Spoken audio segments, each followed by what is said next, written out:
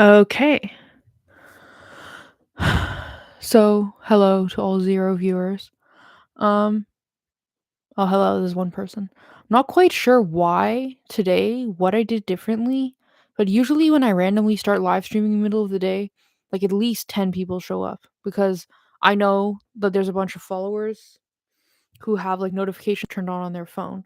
But like today during the reading, there was like 3 people the whole time. There's like nobody there. And for the reading itself, it's like you don't really need to be there for the live stream, right? But I just found it kinda strange, I'm not sure what I did differently. Why? Like, have I been deboosted by YouTube or something? Like, they're not really sharing my stuff? Okay, now you've left. But it's just very strange to me. Okay.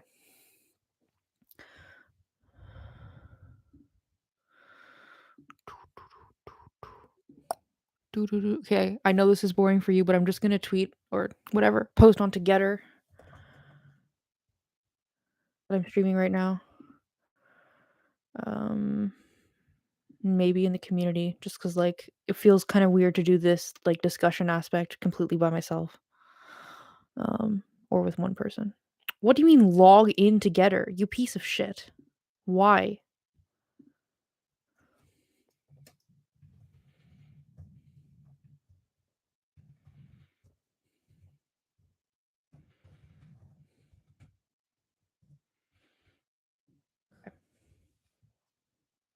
Well, whatever. Okay. Oh, hello, Ludi28. Let's hate on men today.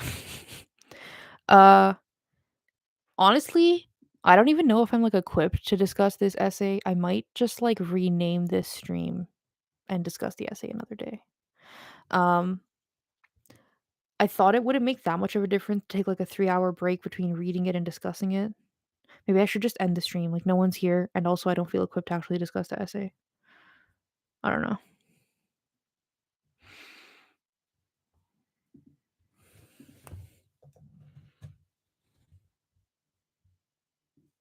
Why? Why?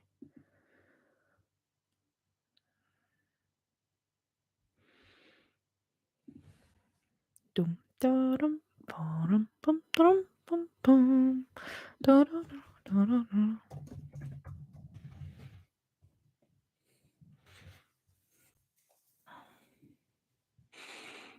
Da da la da dum. Da dee ba dum ba ba ba dum. Okay, well, whatever. Let's talk about the essay. Hello, Lita. Okay. So, the last essay of the book. We finished the first philosophy book on this channel. Oh, yo! Twig, what's up? Okay. Twig, are you now my only viewer? It says one viewer, but there's clearly 3 of you commenting, so okay, whatever. So, it was, as I expected, very cerebral compared to the last couple of essays. Like, so far in this book, she's discussed philosophical concepts, like in the rest of the book before this essay. She's discussed philosophical concepts, but she uses very plain language. It's very, very accessible. This essay, she started using more like philosopher language. You know what I mean? Like you you need to know like what epistemology is, what ontology is for the phrases to make sense. Um Also, like, don't go and watch the reading. Well, like, you should, but, like, also don't because, like, there's, like, sections, like, with Roman numerals, and I don't know what happened, but I think at some point I was somehow reading them, like, backwards, the I and the V, because, like, the numbers started going, like, I got to section 9 and I was like, "Wait, didn't I say 7?" I don't know. So, I don't know what happened with that. But whatever, okay.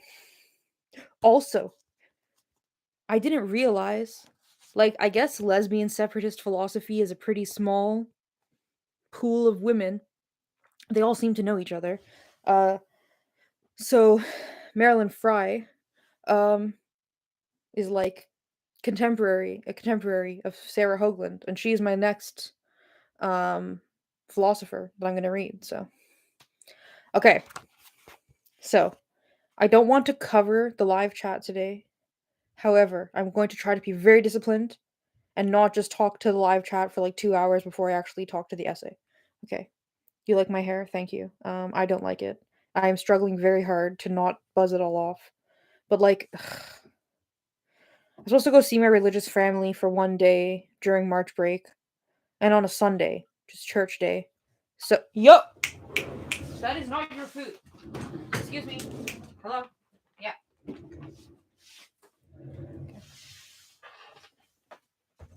Are you going?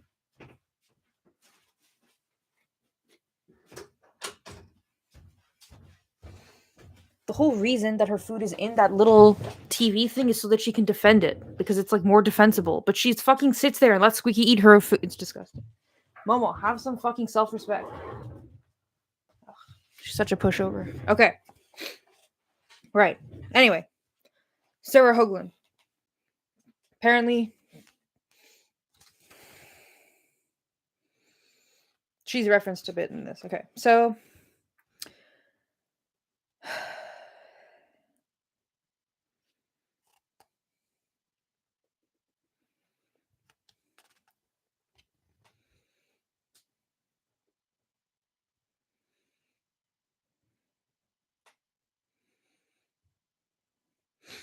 So she basically is saying in the first section that philosophically, in patriarchy, or as she terms it, in a phallocratic orthodoxy, women exist only in relation to men because men are the dominants. Men are the perceivers, the seers, the knowers. So we only exist as far as they perceive us, know us, speak us into being, right? Like this entire essay is about like the ontological concept of lesbianism and how is that possible in a phallocratic orthodoxy. Like if everything exists only in relation to their sexual access, if females exist only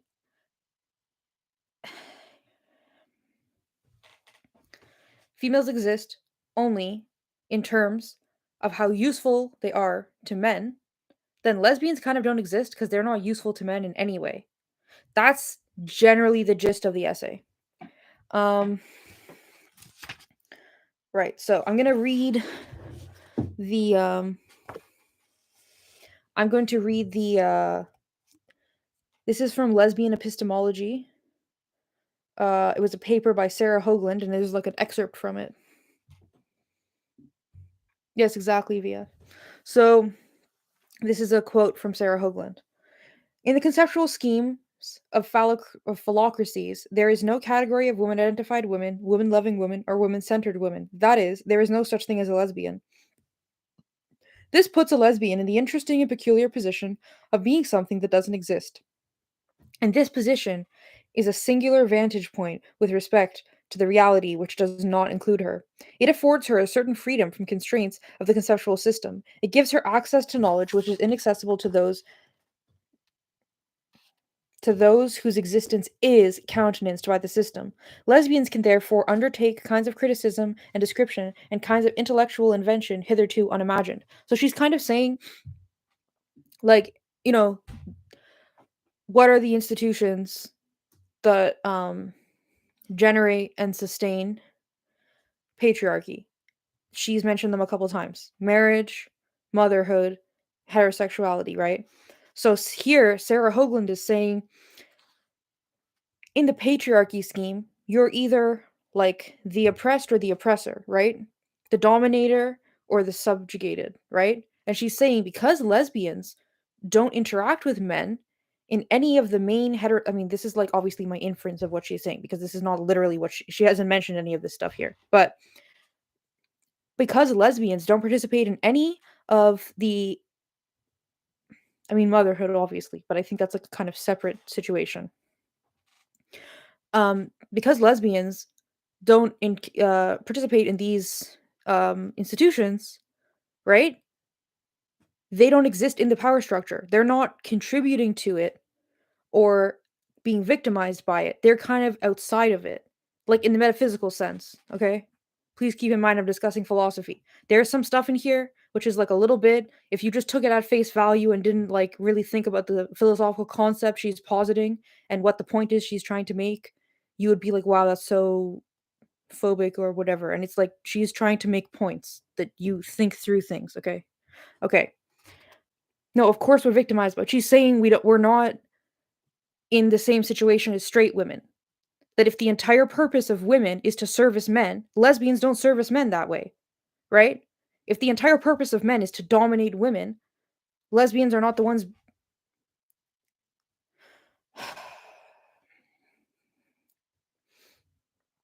Obviously, misogyny exists. Obviously, we exist in a patriarchy, but she's saying in terms of the actual institution. Okay. Okay.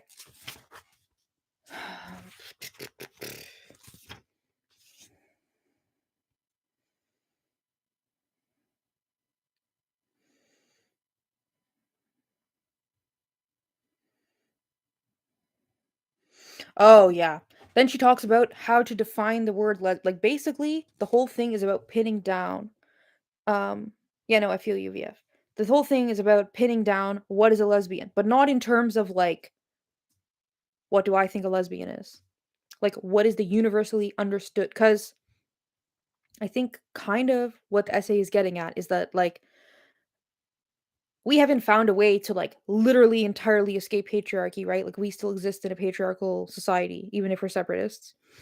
And she is like the conceptions of what is reality, what matters, all of these things exist within the patriarchal paradigm, and that lesbians are like removed from the paradigm in a lot of ways. Okay. And so because they're removed from the paradigm and because they don't play into the paradigm, it's kind of impossible to define them from within the paradigm. Um so she is like she starts asking, how do we define lesbian? What is a lesbian? Okay? She says, um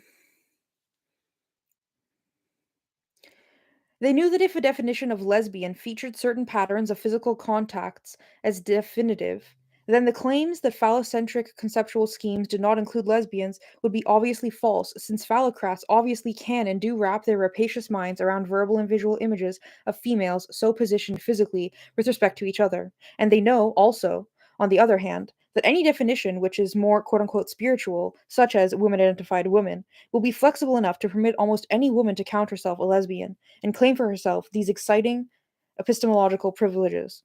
So she's saying, like, you know, even if we think the definition of lesbian is obvious, she's like, when you start trying to stretch it apart philosophically and make sense of how it fits or doesn't fit or whatever into the paradigm, then you realize this the simplistic because she's saying like it's kind of like big fancy words, but she's saying even if you defined lesbian as specifically the physical acts between like sex acts between two women, she's like, but there are women who do that for men who have no actual attraction or who do not center women. So she's like, whichever way you try and cut it down, there's like wiggle room out of it. Um,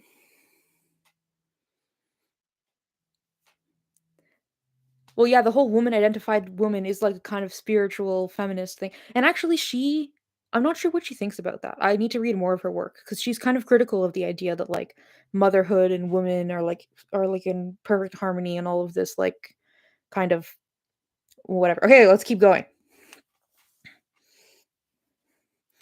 Um,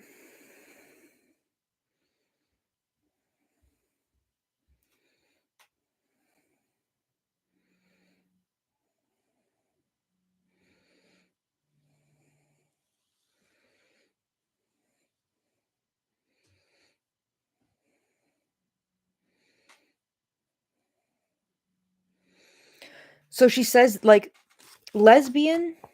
Oh no, that's later on. I'm not going to get ahead of myself because this is quite a long essay.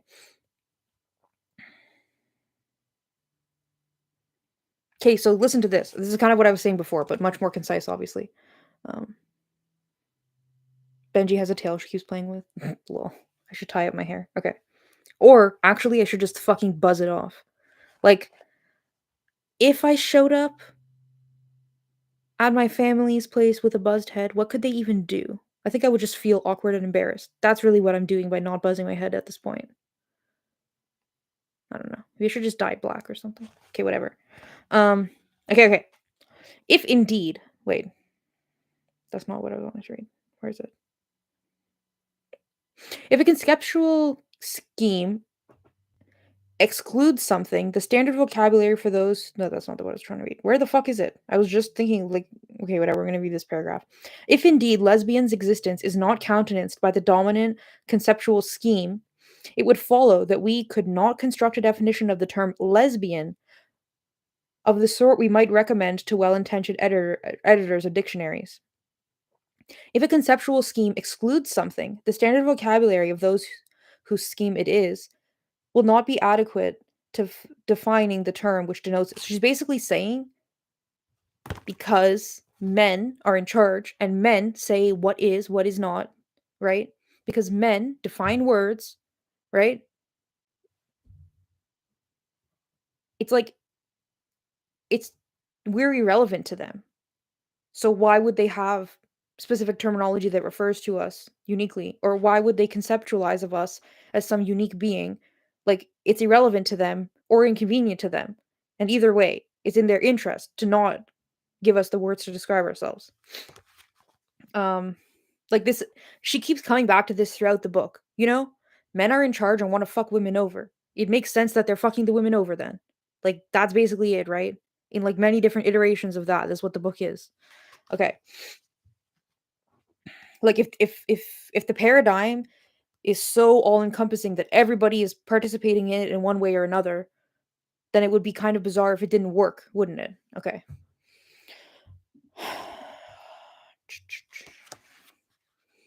I need to keep kind of focused because I'm not super tired right now, but I'm definitely going to be hitting tired soon because I worked 8 hours and then I worked 3 hours and now I'm here.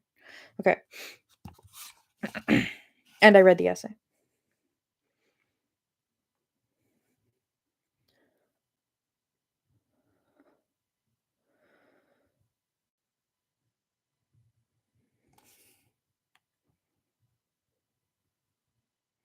So she's kind of like, if we can't describe what a lesbian is, can we at least describe what a lesbian isn't?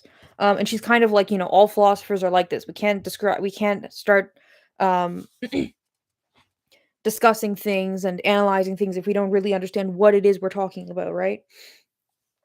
Um,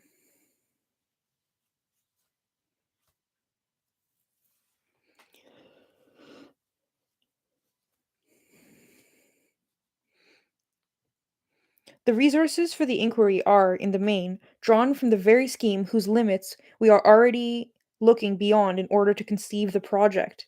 This undertaking, therefore, engages me in a sort of flirtation with meaninglessness, dancing about a region of cognitive gaps and negative semantic spaces, kept aloft only by the rhythm and momentum of my own motion, trying to plumb abysses which are generally agreed not to exist, and to map the tensions which create them. The danger is of falling into incoherence. So, she's like, oh, this section I liked a lot. Like also I tried to get it across in my reading, but I don't know if I did. Look at the way this is formatted. See how like punchy it is, like these short little lines? Okay, I'm going to read you that whole section because I don't know, like very like focused message. Okay.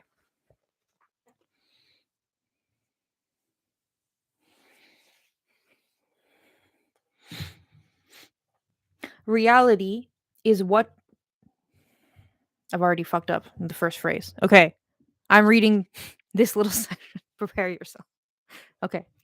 Reality is that which is. The English word real stems from a word which means regal, of or pertaining to the king. Real in Spanish means royal. Real property is that which is proper to the king. Real estate is the estate of the king. Reality is that which pertains to the one in power, is that which he has power, is his domain, his estate, is proper to him. The ideal king reigns over everything as far as the eye can see, his eye, which he cannot see. What he cannot see is not royal, not real. He sees what is proper to him. To be real is to be visible to the king. The king is in his counting house. I think this is a very effective way to get across the message of like patriarchy has the power. What patriarchy sees is what is. What patriarchy doesn't see is what isn't is. What isn't is. Which doesn't exist. Yeah? Um, like this is the book, Politics of Reality. Who has the power to say what is and what is not? And if they say that we are not, I mean, look at the queer cults. They've just said lesbians don't exist, and that's like they literally believe there are no human females on the planet who could not enjoy a dick. Like they literally believe that. Like this is so fucking relevant. Exactly, VF. VF says this is why we are non-women with non-women. Exactly, exactly. Because nothing matters except the men. Nothing else. It's only the men that matter. Serving the men, building up their egos, all this bullshit. Okay. Sexually servicing them. Okay. Great. So, yeah. This this specific section really draws me back to the essay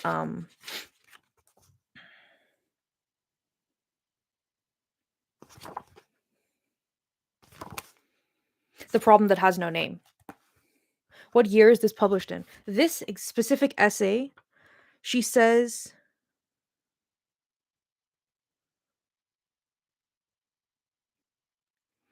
it says that it was printed in Sinister Wisdom 17. Sinister Wisdom is like a radical feminist quarterly from the Midwest, I think. But she doesn't say a year. So I guess you could look up what year Sinister Wisdom 17 was published. But I think it's late 70s because she mentioned earlier another essay that she wrote for Sinister Wisdom 4, and that was like in 1971 or something. So if they do like 4 year, like I don't know, I'm not doing math. And the stuff that she references at the very beginning of the essay is from 1978. The quote. So it must be after 1978. 1981. No, but she's different essays in this book. She tells that she wrote them at different times, or that like she wrote it like there's one essay at least that she said she wrote in 1971, I think, and that she just kind of revised it but didn't really change it or whatever. Okay. The book was published in 81. Yes. Okay. Right. Okay. To be real is to be visible to the king. So basically, I think a big part of this is like the only way in which lesbians could be useful to men is as like a sexual entertainment, right? And because and in that way they would be like seeing us, acknowledging us, we would be existing to them, right? But lesbians don't really do that. That's all the bi women. um and so she's like, if the king has no use of you and he doesn't own you and he can't see you, then you don't exist in his realm, is what she's saying. And the king in this case is like patriarchy. Okay, let's keep going. When I say, quote, I am a lesbian, the king does not count lesbians. Lesbians are not real. There are no lesbians, end quote. To say this, I use the word lesbian, and hence one might think that there is a word for this thing, and thus the thing must have a place in the conceptual scheme. But this is not so. Let me take you on a guided tour of a few standard dictionaries to display some reasons for saying that lesbians are not named in the lexicon of the King's English. This section is like so fucking interesting. I always found epistemology so interesting though. Okay.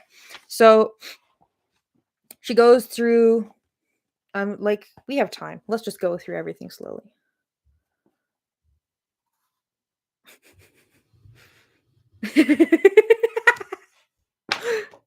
Dude, where did that meme come from? Like I saw Cyber posting that.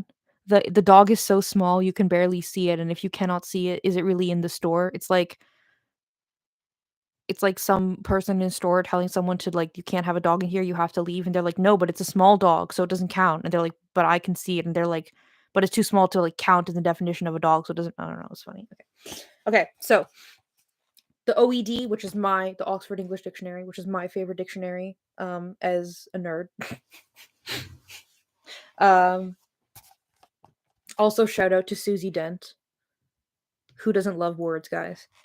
I love the Oxford English. So, and okay, I'm gonna assume this essay was written 1970, well, not as, this essay was written for sure between 1978 and 1981.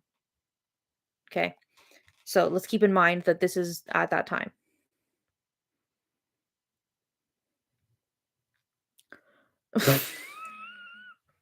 Aqua, you're so funny.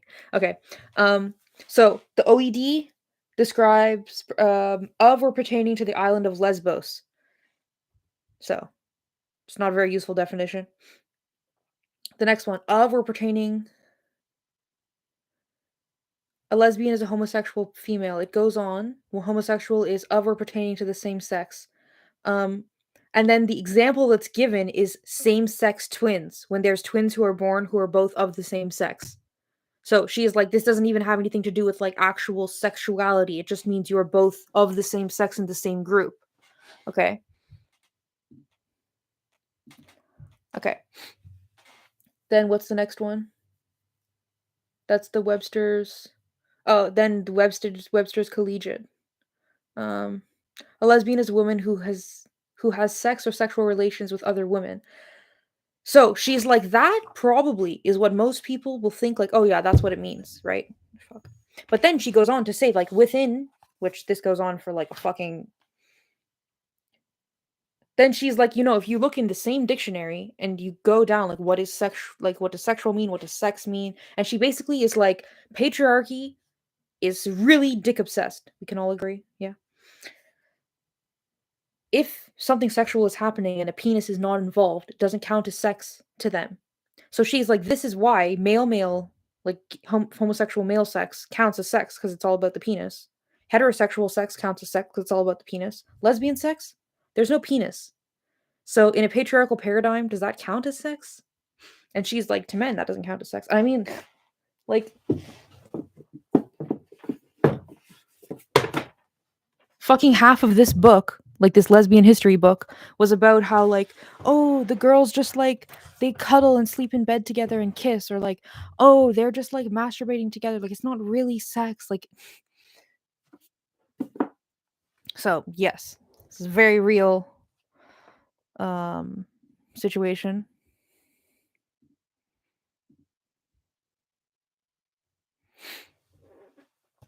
Okay, so yeah.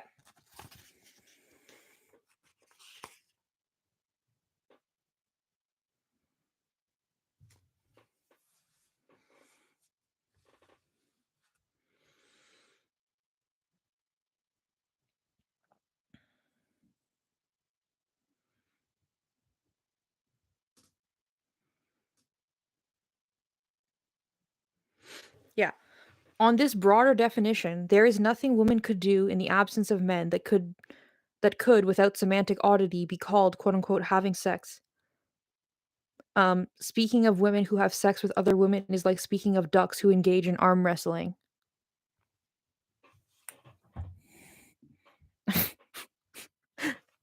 Dragon, I have like a friend who, like, this guy was like, he, he kind of like harassed her into talking about her sex life, so she did.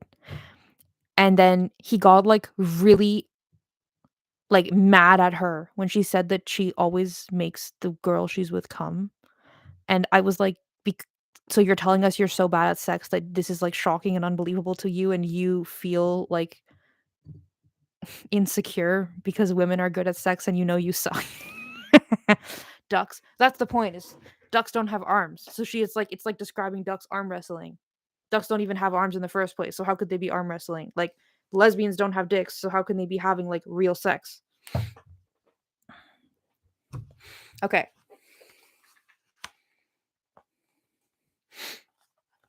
Okay.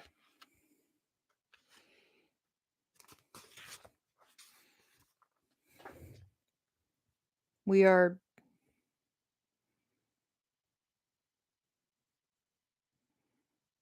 a quarter of the way through the essay, I think. Or an eighth. I can't do math. Okay. Um When the dictionary defines lesbian as women who have sex or sexual relations with other women, it defines lesbians as logically impossible. Okay. Um And she talks about how, women have tried to use words like dyke and stuff to kind of like create a new thing, but she is like, that's kind of just like going around the problem, like just making like it within the paradigm, it doesn't change anything. So she said, of the current definitions of lesbianism among lesbians, or one of the current definitions among lesbians is a woman loving, the polar opposite of misogyny. Several dictionaries I checked have entries for misogyny, hatred of women. But this, okay, I never heard this word before I read this essay. But not for phylogeny, love of women. F I, sorry, not F. Philogny. Phylogeny, love of women. The inverse of misogyny. I found one which defines phylogeny as a fondness for women, and another dictionary defines phylogeny as Don Juanism. But also, it's like, that's so funny because she literally talks like in the whole fucking book about how like men exert their power over women to hurt the women and therefore feel powerful about themselves. So like Don Juanism is actually like misogyny, not phylogeny. um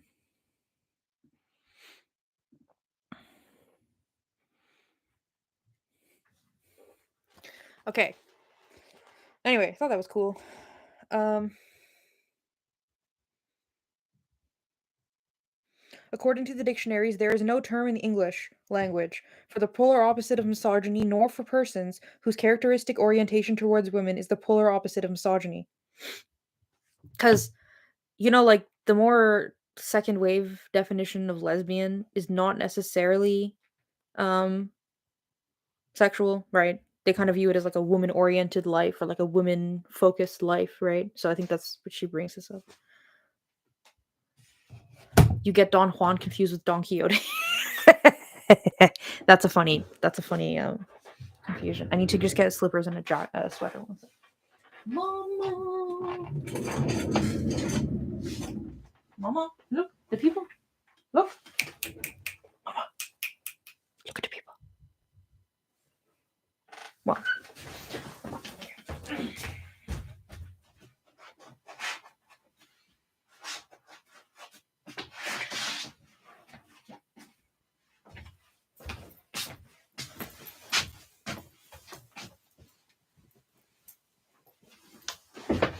Okay. Don Juan it's a Mozart opera where he basically hooks up with like a fuck ton of women, but because of the time period, this renders women like, you know, pregnant out of wedlock and like losing their virginity before they get married and stuff. So it was like actually like a big fucking deal and like negatively impacted a bunch of women, obviously. Um, and then at the end of the opera, he gets pulled into hell by the devil. It's the music is good. I like Don Juan. I played the Don Juan overture many times. Okay. Um right, let's keep going. Okay. So, now we're getting into like unnatural stuff. So, now oh yeah, okay. So we're keeping going with the definition. So, now she's like she keeps looking for like tangentially connected words that are like acceptable under patriarchy because she's trying to find like is Don Juan a yeah, Don Juan is a Mozart opera. Um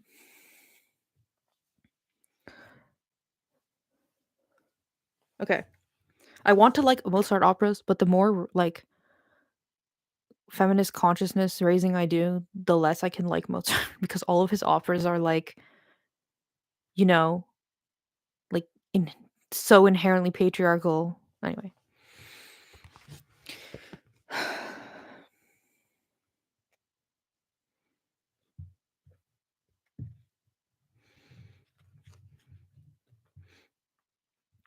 So she's like, I'm looking for the word saphism and sapphist. So from the Oxford, um, under the heading of Sapphism is an entry for Sapphist, according to which Saphists are those addicted to unnatural sexual relations between women. Um, The fact that those relations are characterized as unnatural is revealing, for what is unnatural is contrary to the laws of nature or contrary to the nature of the substance of entity in question. But what is contrary to the laws of nature cannot happen. That is what it means to call these laws the laws of nature.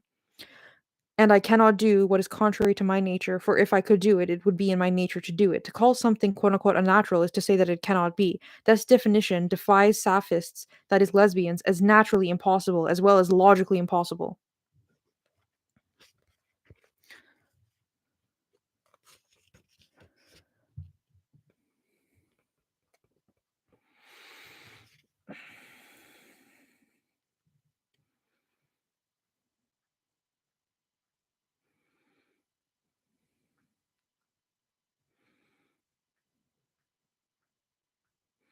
Lesbianism can be seen as not natural in that if someone lives as a lesbian, it is not assumed that it is just who or how she is. Rather, it is presumed to be some sort of affliction, or is the result of failed attempts to solve some sort of problem or resolve some sort of conflict. And if she could find another way, she would take it, and then she would not be a lesbian. Um, so she says the way that people, like society, uses the phrase being a lesbian is the same way they use the phrases being a delinquent or being an alcoholic. Like it's an affliction that you are going through, right? On this sort of view, all women are heterosexual, and some women somehow come to act otherwise. On this view, no one is, in the same sense, a lesbian. So, like, if patriarchy is defining women, the number one characteristic women need to have is be accessible to men, right? So, if a woman is accessible to a man sexually, that's heterosexual. So she's saying like, under the paradigm, all women must be heterosexual. And so she is like, by not being heterosexual, you are now like outside the paradigm. Um,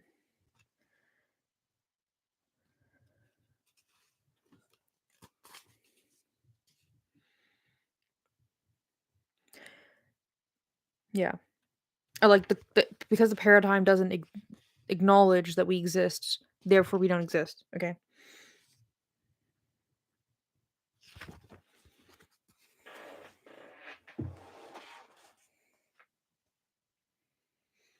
So she also makes the similar analogy to that she made during the race essay, which is that like if you have to acknowledge that a lesbian exists, one's choice then, when confronted with someone who says she is a lesbian, is to believe her and class her as not fully or really human, or to class her as fully and really human and not believe that she is a lesbian.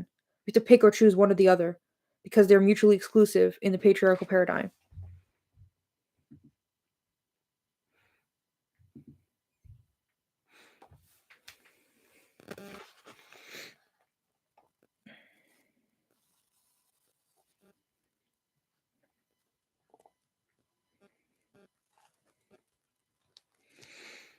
So she references this other philosopher, John Langshaw Austin. So this is this quote from him. Our common stock of words embodies all the distinctions men have found worth drawing and the connections they have found worth marking in the lifetimes of many generations. Then she did this thing again where she like used the formatting on the page to make it like very impactful. So she says, our common stock of words men have found. Distinction is not worth drawing, connection is not worth marking. So she's, yeah, it's just reinforcing everything she's been saying so far. And like man in this sense means mankind, but like as radical feminists, we also know that mankind consider men to be mankind and women to be some kind of accessories, servants, right? Okay. It is not that the conclusions and distinctions are not worth drawing and marking. It is that men do not want to draw and mark them or do not dare to because they're intimidated because we don't need them. Okay. Pinwheel says we need more women-centered communities. Very much.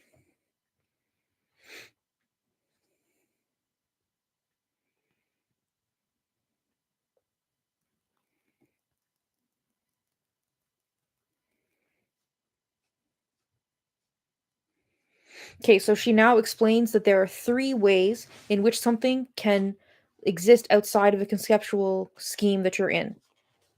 So, um, one is just that there is no simple direct term in the system for the thing or class, and no very satisfactory way of explaining it. For example, it is in this sense that Western conceptual schemes do not countenance the forces or arrangements called karma. So, she's like, that doesn't exist in our consciousness. We don't have the language for it. We are not good at describing it because it's like outside of our, it's disconnected from us. So she's like, clearly this thing exists, but it doesn't exist to us in our situation, in our scheme. Indeed, I don't know whether it is suitable to say quote unquote forces or arrangements here, and that is part of the point.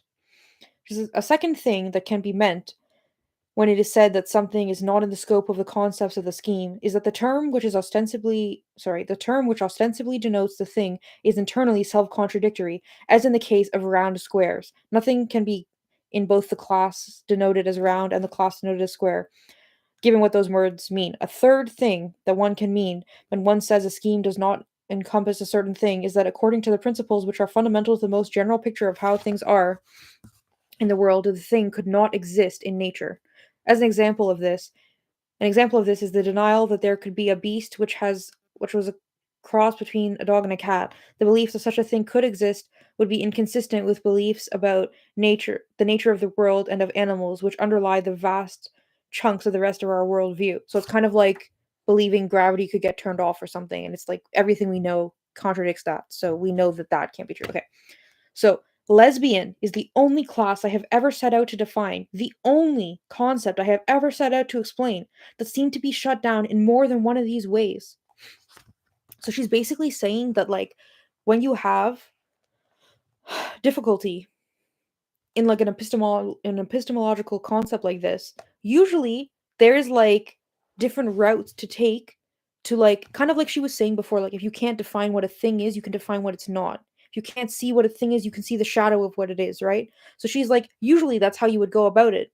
But in this case, every single way in which one could go about it is blocked off. And she's saying, as a philosophy professor, this is the only term she's come across that is you didn't get a notification. Okay, I don't know what I did. Like, I feel like I've been deboosted by YouTube or something. Because also when I did the reading before, there was like 3 people.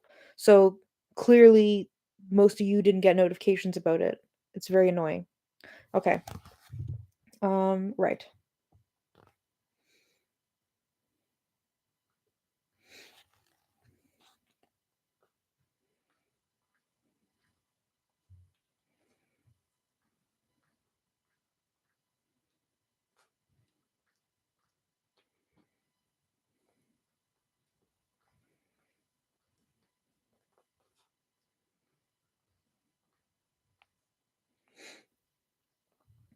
So she's kind of saying like if you exist in the patriarchal paradigm, it's kind of like outside of your ability to intellectually accept that lesbians exist.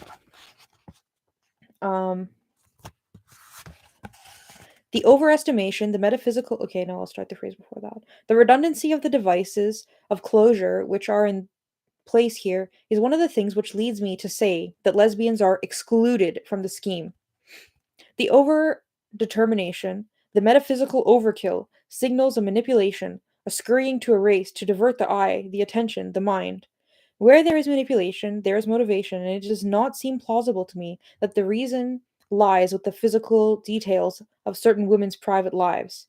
The meaning of this erasure and of the totality and conclusiveness of it has to do, I think, with the maintenance of phallocratic reality as a whole, and with the situation of women generally apropos that reality. So she's being like, kind of saying what I was saying before. If your goal is to maintain your position of dominance, it's in your interest. Oh, hey, Lisa. It's in your interest not to give lesbians language or even conceptual space to semantic space to exist or conceptual space to exist in the paradigm, right? And also what you guys were saying, basically that it's like it's because and why is that? Because it's like so threatening and intimidating to the paradigm. They'd be like shooting themselves in the foot. I admire Momo cleaning her feet. Momo, why you always face away from the camera though? Moyo moy.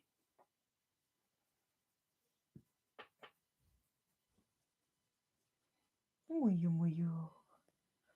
Moyo moyo. Okay. Okay. Part 5. I don't know if I announced the last couple of parts, but we're in part 5 now. Okay. We are halfway through the essay.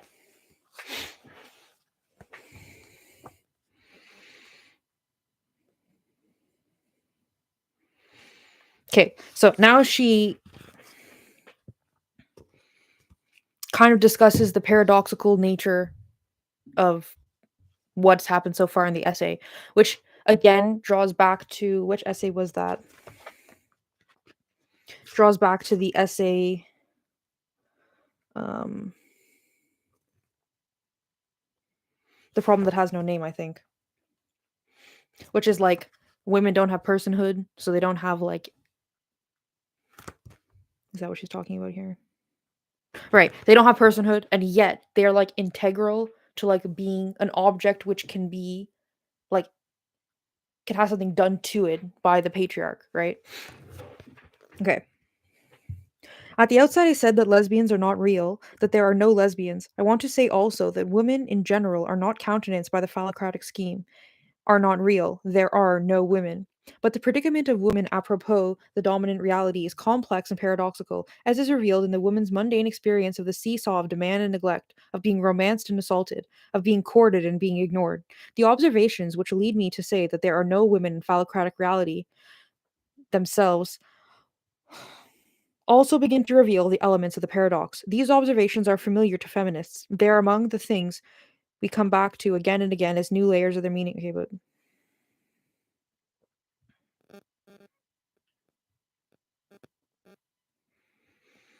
she talks about how history is entirely based on men and written by men and about men, and this is like an erasure of womanhood or women existing.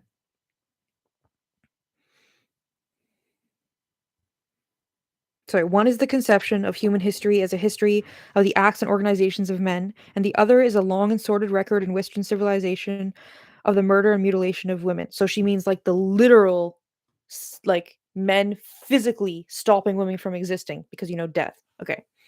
Um. So she's like both intellectually and physically, right? Okay.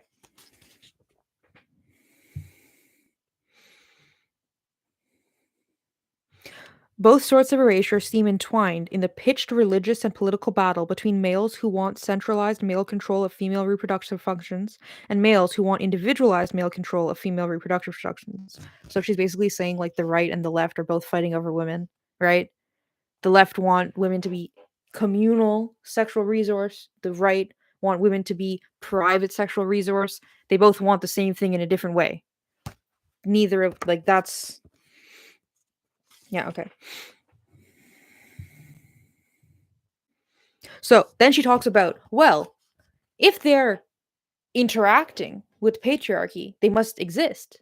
Because how can you interact with something that doesn't exist? But she has this fucking amazing. I think that's probably my favorite like metaphor or analogy in the whole book. My favorite analogy in the whole book. Okay, are you ready? Are you very excited to share this with you?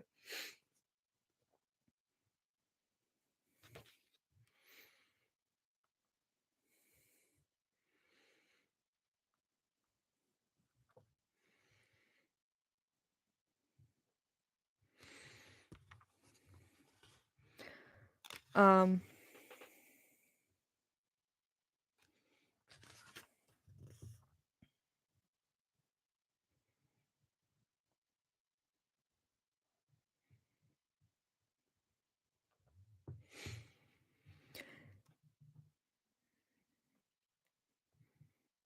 there is a peculiar mode of relating belief and action which I think is characteristic of the construction of phallocratic reality, according to which a project of annihilation can be seen to presuppose the non existence of the objects being eliminated. So, if the objects exist solely so you can.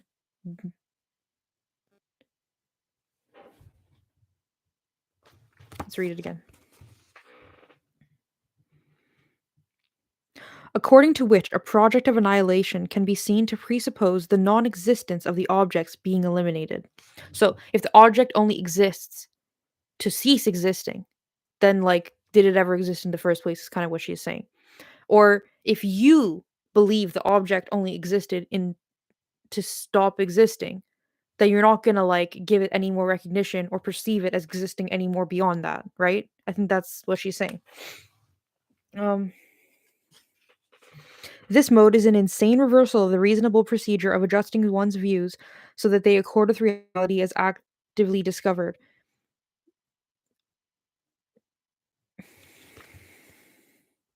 So it's like she was saying in one of the earlier essays. When you give a man like information that feminists have because they're women focused women, right? The man will say, well, that's not true. Why? Because it's outside of his worldview, and because the man views himself as like a god in his own world, of like the creator and perceiver of his own reality, implicit like um therefore, when you tell him this, he's like, well, that's not true, because he doesn't know it to be true, therefore it's not true. Okay. So um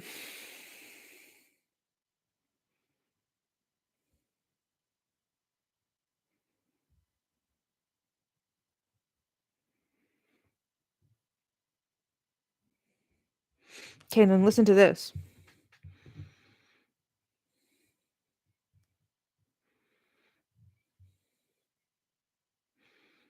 Yeah, whatever. Okay, let's move on.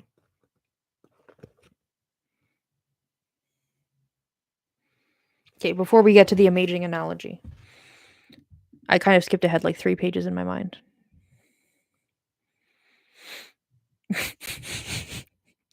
VF says men think Bigfoot exists, but not lesbians. Yeah, they'll literally believe in magic before they'll believe in our reality.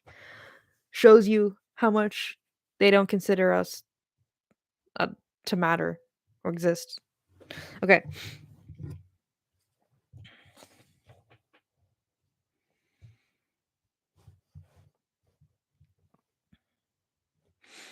so she's like talking about when did feminists start to recognize that women don't really exist to men.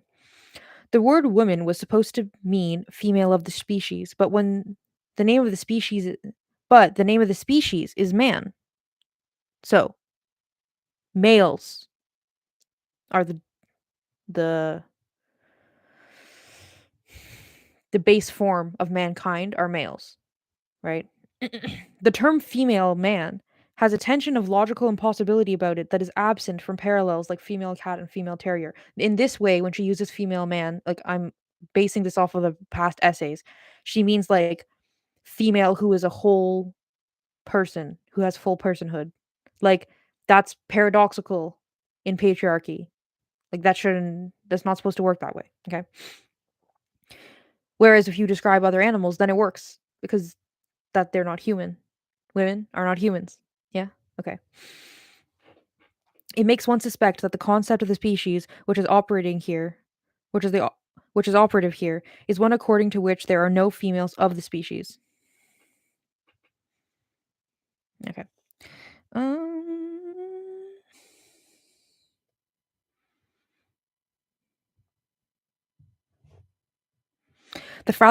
the phallocratic schemes do not admit women as authors of perception, as seers. Man understands his own perception as simultaneously generating and being generated by a point of view. Man is understood. This is the arrogant I essay. Okay. They hate us because they ain't us. Like, exactly. My stake says I think they don't want to believe we exist. Yeah, because if if men have the arrogance that they're supposed to have according to patriarchy, then they believe that all women are out there for the taking of them, right? Um,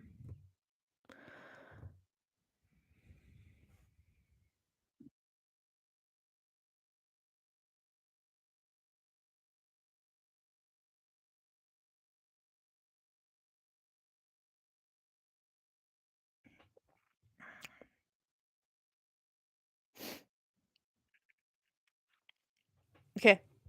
All very good points. I need to keep going. We're about halfway through the essay. Okay. And TBH, I don't want to spend like 20,000 hours on here tonight because I don't need to wake up early tomorrow. I only have to get up at like 7. But okay.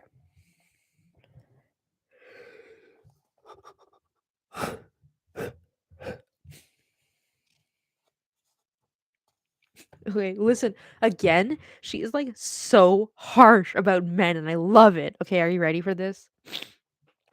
Reading or hearing the speeches of men on the unintelligibility of women, I imagine that men are like people who, for some reason, can see everything but automobiles and are constantly and painfully perplexed by the blasts and roars, thumps and bumps, which they cannot avoid, control, or explain. So hard. But it is not quite like that. For such men do seem to recognize our physical existence, or at least the existence of some of our parts. Fucking accurate, man. Uh,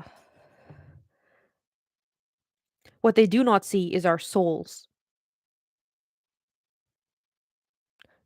I'm like a pretty anti-religion person, but I actually really like the way she has phrased this and the concept she's explaining here. I really like that. Okay.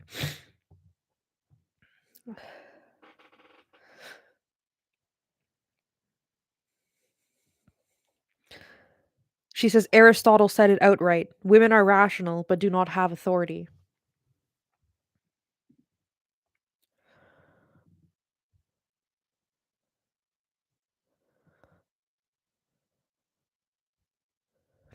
Okay. She's like, imagine two people looking at a statue, one from the front, one from the back. They both describe what they're seeing, and the other one is perplexed that we're looking at the same thing and how come we're seeing something different. This is like when you're on different sides of the paradigm, right? Okay. Um, he cannot fathom how the other came up with a description so different from his own because he's like arrogant and thinks that he's the god of the world, of his own world, right? No, guys, I'm not going to read scum. I think that will very likely get my channel taken down. Uh, and it's also like really, really accessible on the internet, so you can just read it yourself. Maybe what we can do is we can have like a silent reading time where we all tune in and start reading scum at the same time. Okay. Um, right.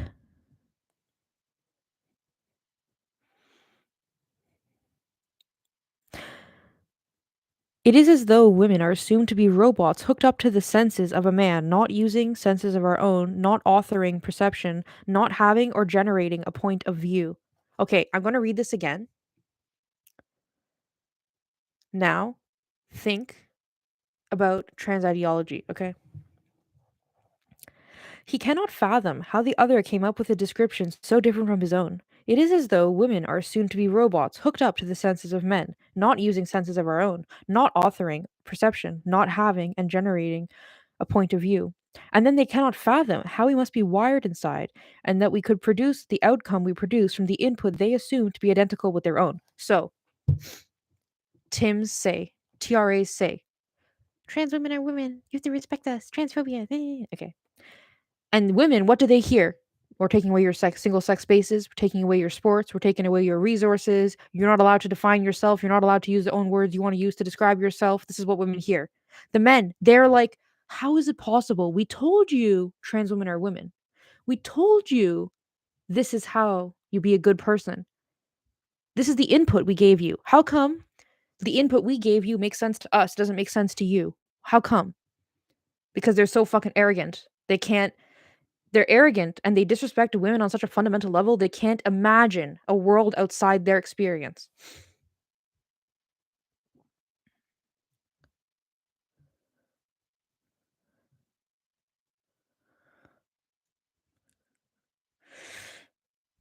Yeah, I don't want to talk about the war. Uh,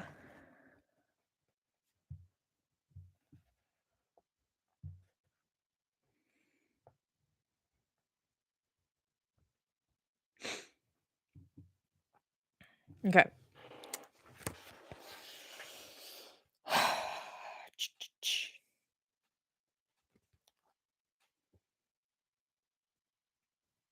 Like, no, no, don't be sorry, Lisa. Just I'm on a mission to finish talking about this essay. Okay. Um, I would love to read. I basically just want to read all radical feminist philosophy now. I kind of want to give up on reading history and just read philosophy. Okay. Um, okay. Uh, and also, if you distract me, it's like my bad for getting distracted. Don't feel like you did something wrong. Okay. Um, although I guess with ADHD, you could definitely argue it's not really my fault, but okay. Okay. Like if I don't want to get distracted, I can cover the live chat. Okay.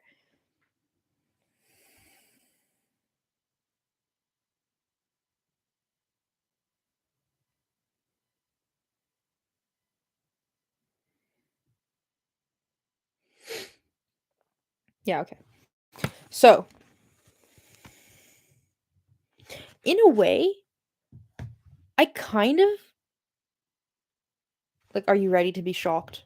I kind of disagree with her, and not that she's wrong. She's right. What she's describing is accurate. But I think some of the stuff she says kind of lets men off the hook and is like, you you have like you had no alternative to being like this.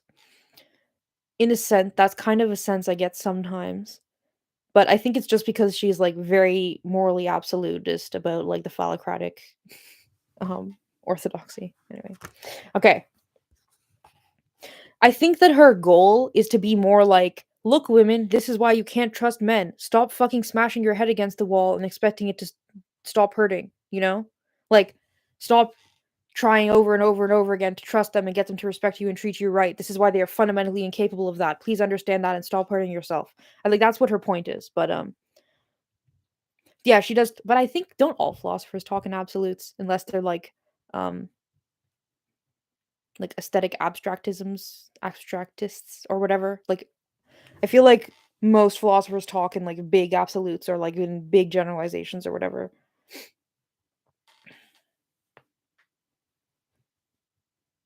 Yeah. Anyway, okay. So, um part 6.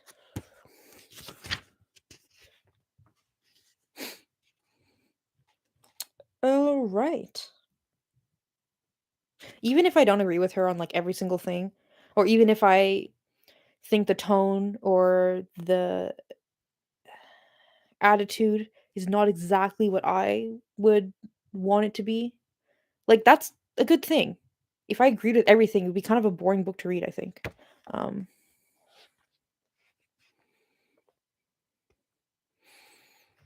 oh, Lisa, I had no idea. I haven't really been like super interacting with the radfem YouTubers. Um but it's just cuz I don't really know like what's up with who. Like I don't know these women and I don't want to like have somebody on my channel who it turns out is like overtly explicitly racist. I can think of two radfem YouTubers that I consider to be very very racist and somehow everybody forgot about the stuff they've tweeted or posted or whatever. Um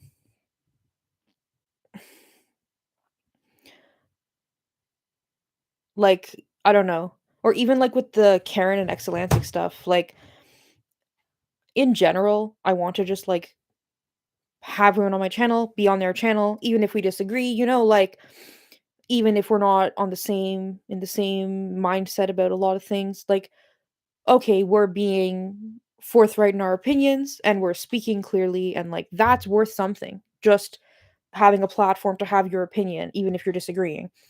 In a way I would like to just have like a space for dialogue among women on my channel. But then I'm like, I don't know. The vibes are very bad right now, Lisa. I very much agree. Um yeah, because radical feminism is like you fundamentally need to respect all women. Being a racist is obviously counterproductive to this, right? Okay.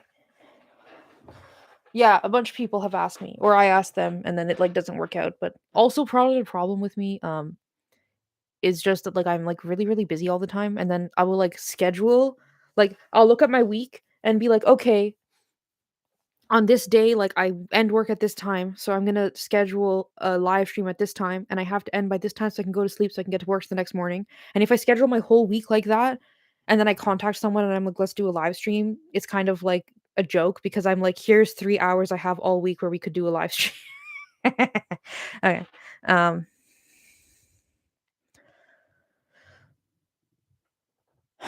oh, that's well, I hope you keep making content, Lisa. I really like your content. It's so like grounded. I think your content is really grounded, and I think that's really important. Um, like there's a lot of like very like theatrical stuff going on all over, like people getting banned left and right and all this shit, like stressful stuff going on, like very height, like, all the intersex stuff, like very heightened emotions. In like I like your channel. It's like you're just very like I don't know, like direct, plain, basic. Like this is what's up. This is what I think. That's it. Like it's I don't know. It's nice. Um,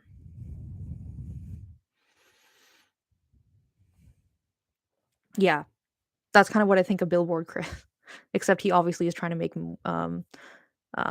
money. Toss stones. Can you talk more about that? Are you saying that the women on YouTube not making content with each other, that this is an example of women being divided?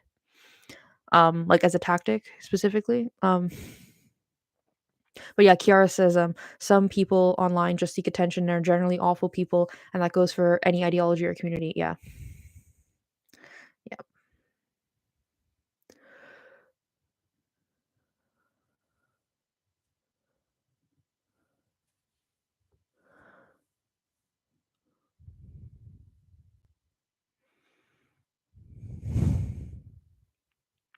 Why were women going after Ella? I don't know any about any of that. Anyway. Yeah, I'm definitely not in this for fame. I would probably be reading similar books.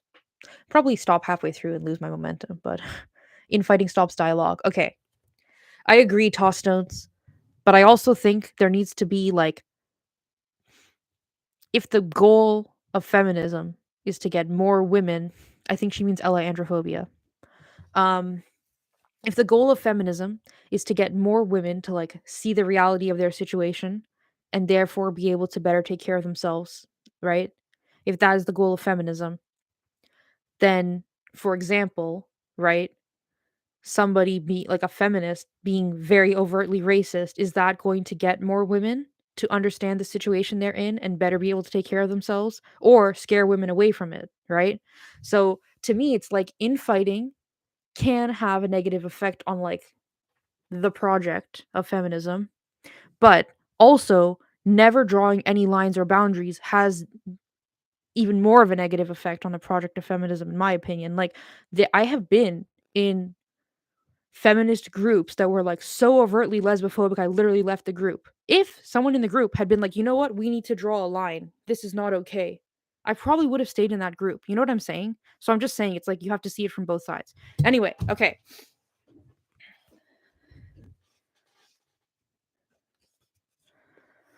Okay.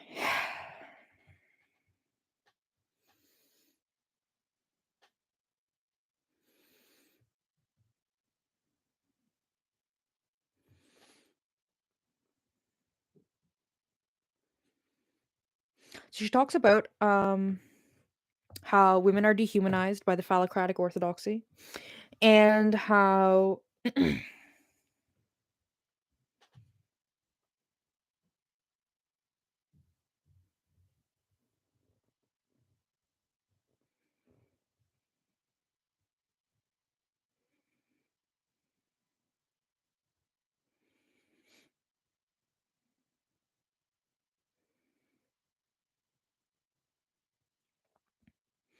basically how men exploit straight women through like many different list of things. Um and how a lesbian uh being in any of these situations is not useful to a man because he wants sexual access. I mean, I guess he could rape her, you know. But anyway, so lesbians don't fit into this box. of what the useful women are.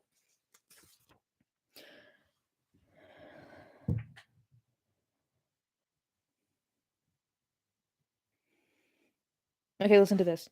Women's existence is both absolutely necessary to and irresolvably problematic for the dominant reality and those committed to it. For our existence is presupposed by the phallocratic reality, but it is not and cannot be encompassed by or countenanced by that reality.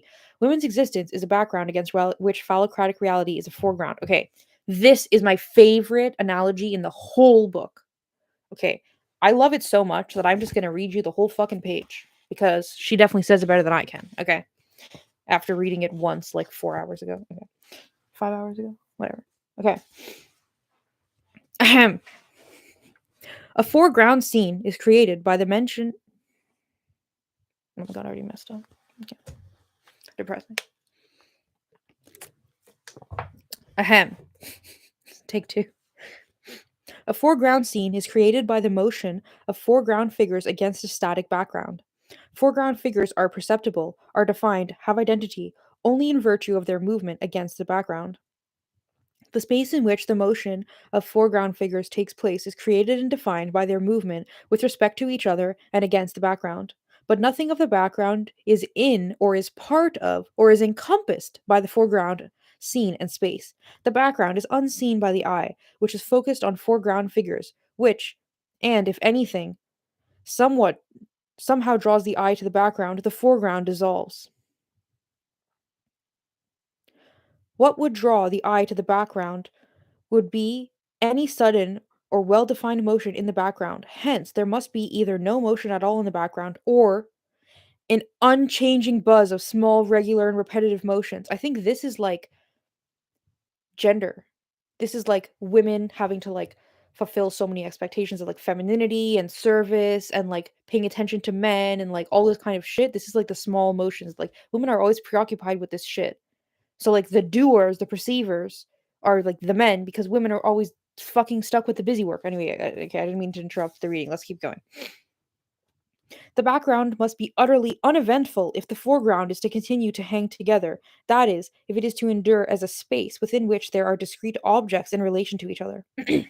I imagine phallocratic reality to be the space and figures and motion which constitute the foreground and the constant repetitive uneventful activities of women to constitute and maintain the background against which this foreground plays. Um, so it's kind of like if there's like a play and the background is like the woman at home doing the cooking and the cleaning and taking care of the babies, and the man is like the doer. He's like the real character in the game, and the woman is like the NPC, right?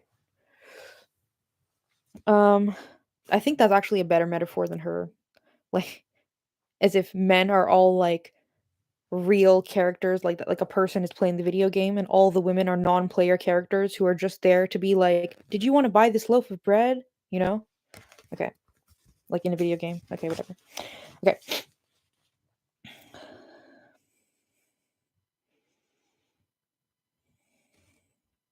It is essential to the maintenance of the foreground reality that nothing within it refer to in any way to anything in the background, and yet it depends absolutely upon the existence of the background. It is useful to carry this metaphor on in a more concrete mode, thinking of phallocratic reality as a dramatic production on a stage. Um,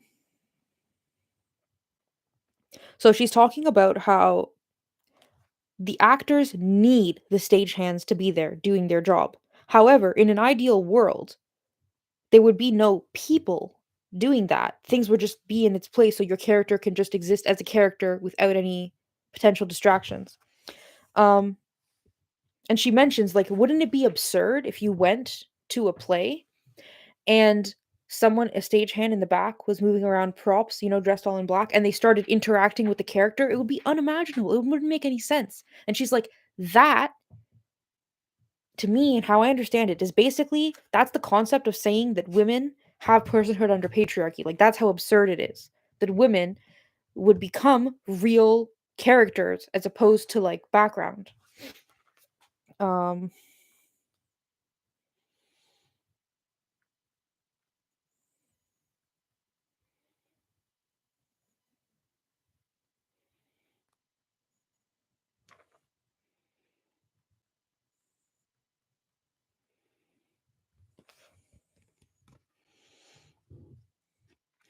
So she says, if you're focused so much on being the actor, on being the doer, on being the perceiver and the seer and the knower and the whatever,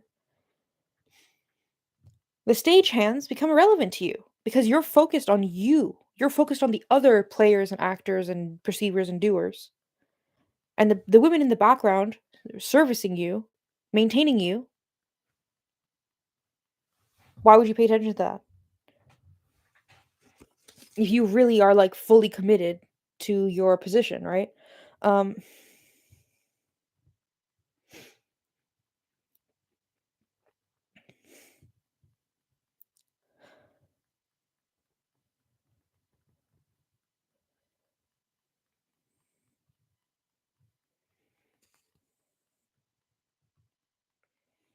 okay, listen to this. The solution to the actor's problem, which will appear most benign with respect to the stagehands because it erases the erasure, is that of training, persuading, and seducing the stagehands into loving the actors and taking actors' interests and commitments onto themselves as their own. One significant advantage to this solution is that the actors can carry on without guilt or confusion that might come with annihilating, replacing, or falsely forgetting the stagehands. So she's kind of like, by erasing women and, obviously lesbians, more specifically, from the phallocratic paradigm, this is like a symbolic way of killing them off, and then you don't have to feel guilty about it because you didn't actually kill them. They're still there. You just like blinked them out of existence from your perspective.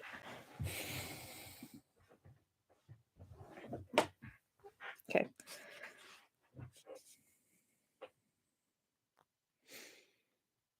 And listen to this. Stagehands. And I think this is when she's this is kind of like when in the arrogant eye, when she discussed the phallists and like phallocracy and all that, like originally, these are like the female phallists, right? Stagehands, in the thrall of their commitment, can become confused and think of themselves as actors, and then they may disturb the play by trying to enter it as characters, by trying to participate in the creation and maintenance of reality. But there are various well known ways to handle these interruptions, and this seems to be, generally speaking, the most popular solution to, or, okay, whatever. But yeah, okay, part 7 and 8. Okay, so this is about attention.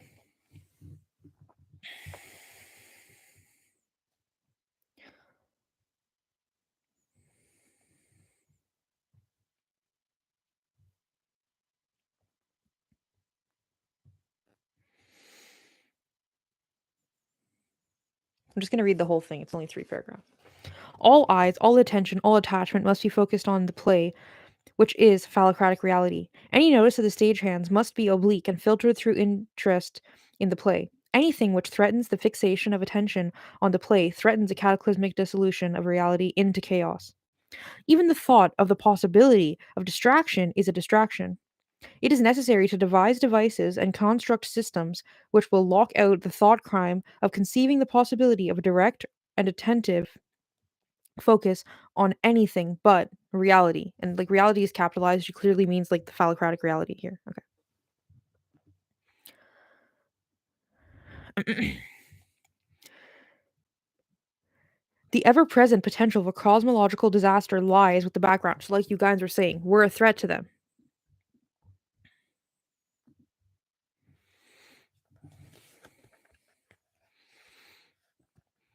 Matt Adams says she loves this like stagehand and actor analogy. I also love it. It's so easy to understand. I love it. Okay, let's keep going.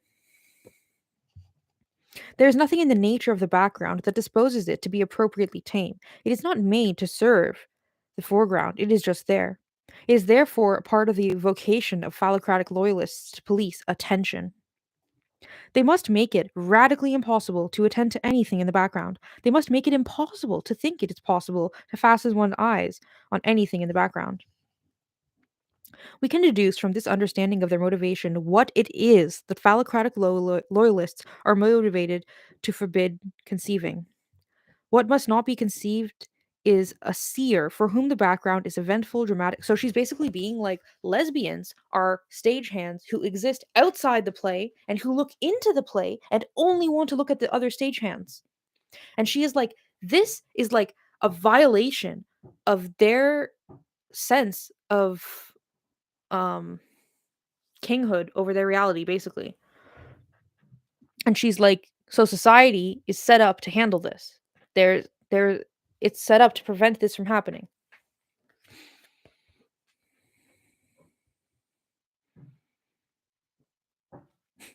Kiara, I'm not gonna read what you just said, but that's exactly what I think. The last comment you made, that's exactly what I think. Okay. Um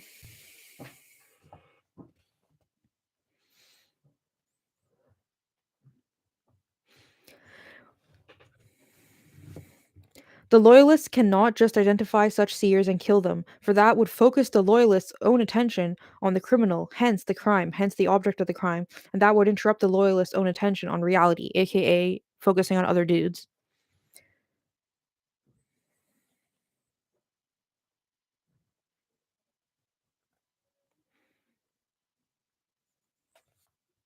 Yeah. Okay. And I guess if you were to go on with this analogy, that um yes, I have a blue haired now. I've decided I'm going to go undercover in the queers now that I have blue hair. Because I couldn't do that before with purple hair. Blue is the perfect color for that. Um so I guess the going off this analogy, as I understand it, if a man violates a lesbian, he is forcing her into the like stagehand actor dynamic, even though she is from the outside trying to look at the other stagehands and not. He is forcing her to put her attention on that and therefore take it off of women, right? There's no Taco Bell where I live, but yes, that would be interesting because tacos, because vulvas. Have you guys been in like lesbian groups or whatever where lesbians will use like the taco emoji? It's funny. Okay, part 8.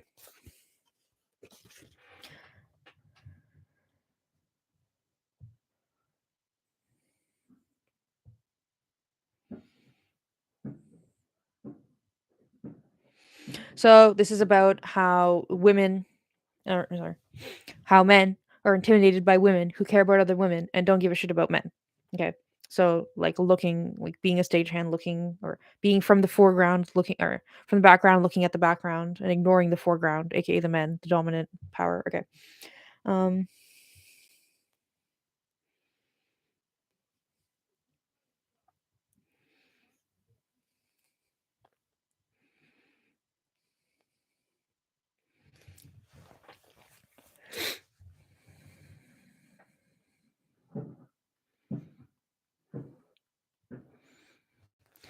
like while I'm reading this, think of what the inverse is for gay men, okay?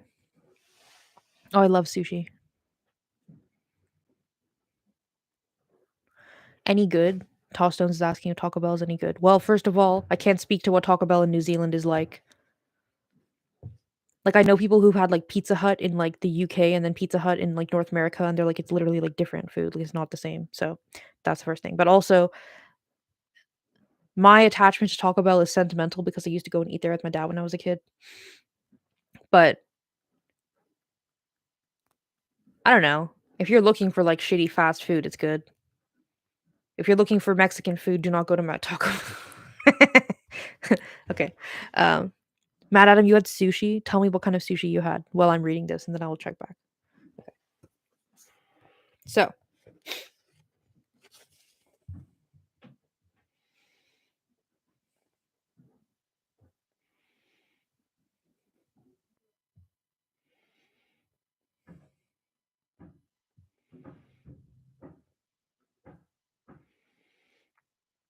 she's basically being like the reason that like phallocratic loyalists, aka men participating in generating and benefiting from patriarchy, right, are so against women prioritizing and recognizing and paying attention to other women is because they recognize when you're doing that, you're not contributing to our thing. So it's not even like a neutral thing. It's like you've stopped being on our side, and as soon as you're paying attention to them, They're like your energies are now directed in their direction, aka the enemy, okay? Yeah, but McDonald's is its own thing, isn't it? Like McDonald's is not the same as other fast food. They're like in their own league of fast food chain. Okay. Um California rolls with tobiko, spicy salmon avocado eel rolls with eel sauce. I love spicy salmon.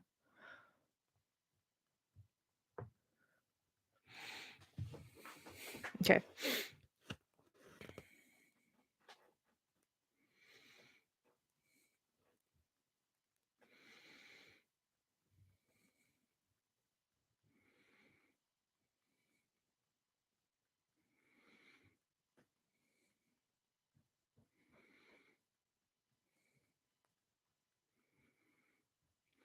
So they're not so much scared of an individual women seeing through their bullshit. What they're scared of is that it's going to spread.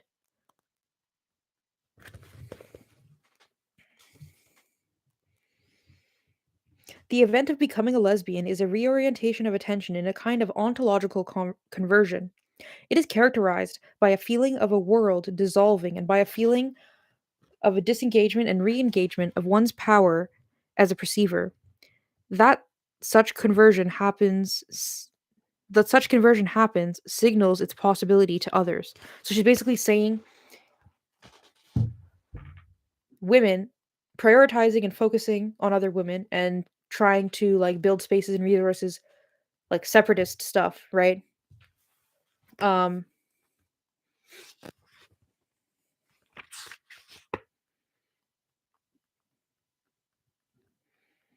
Shows that other women can do that. And women being like categorically sexually unavailable to men, they don't want that to catch on, obviously.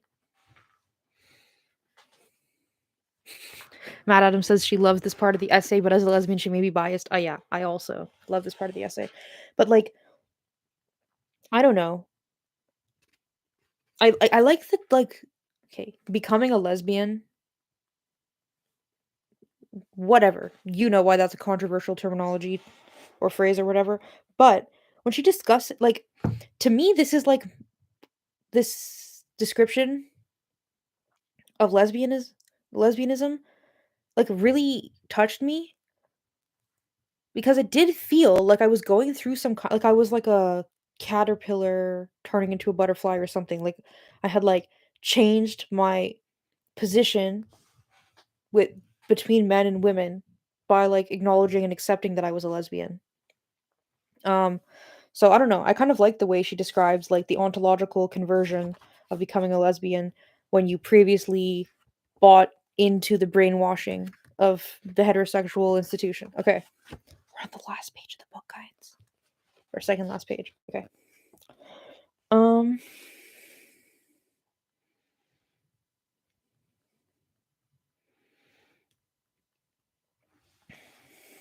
Heterosexuality for women is not simply a matter of sexual preference any more than lesbianism is. Which okay, whatever.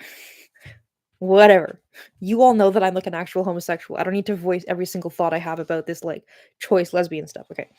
It is a matter of a orientation of attention, as is lesbianism, in a metaphysical context controlled by neither heterosexual nor lesbian women.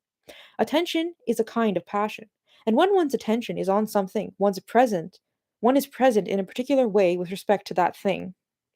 This presence is, among other things, an element of erotic presence. The orientations of one's attention is also what fixes and directs the application of one's physical and emotional work. So she's basically like talking about like emotional investment that you might see. This is like kind of good. Why am I so loyal to these douchebags that treat me like shit? This seems nice. I could put all my energy into that instead.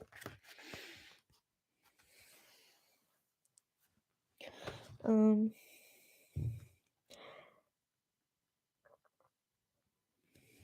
if the lesbian sees the woman may see the lesbian seeing her.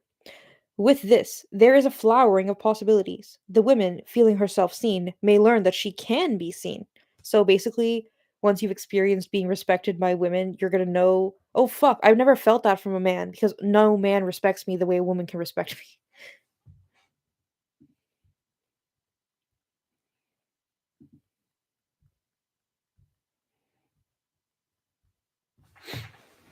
Sabrina says, I struggle to understand why men would be threatened by lesbians and lesbian spaces because lesbians are such a minority. Why do they care? It's because of their entitlement.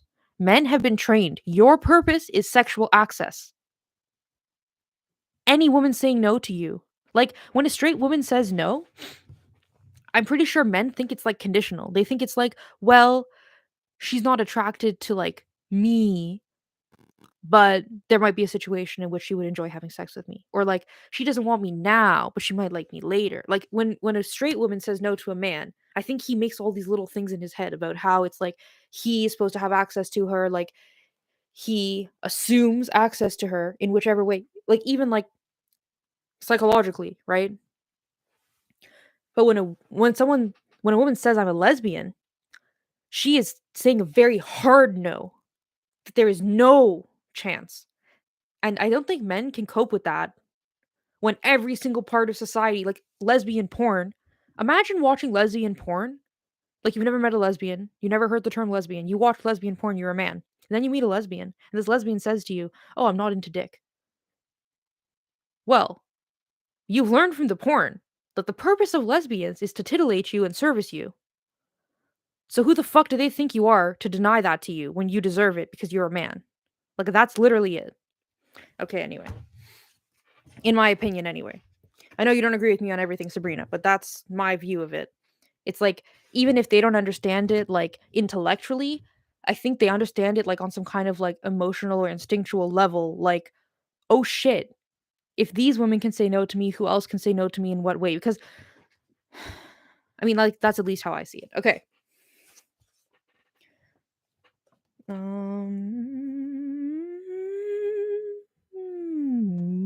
Okay. With this, there enters for the woman the logical possibility of assuming her authority as a perceiver and of shifting her own attention. And remember how she talked before about like what is a definition of something and like being in the position to be able to say no or yes to something. Being in the position to be able to describe something and be like taken seriously. That is like what gives you power. So she's kind of saying that just by women seeing other women, acknowledging them, being like the giving them the attention, the perceivers of other women, they are like redefining themselves as their own persons in relation to each other. Okay.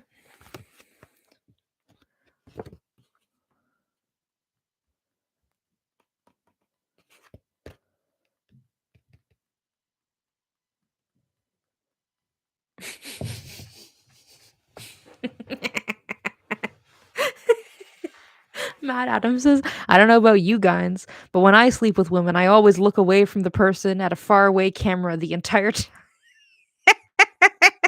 Yeah. And I have like long acrylic nails, and I wear lingerie, and I wear heels, and my hair is always like very intentionally styled. Every time I have sex with, like, that's what lesbian sex is, right? We all know that, right? Like, there was like a period where even though I was anti porn, I like realized I was a lesbian, and I was very much like, what do lesbians do? Because I had like, because of like my grooming and experience with like porn culture and BDSM and like all this shit, I really, really internalized like penetration is sex. And I was like, I want to have sex like with women. But I was like, but what is it without the penetration? Anyway, so I like one time like went on to and just like typed in like lesbian porn or something. And I remember the first thing I just clicked on the first thing that popped up, and it was like with these huge acrylic nails, and I immediately was like, yeah. And yeah, I didn't keep trying to. Then I started talking to lesbians. Okay. Um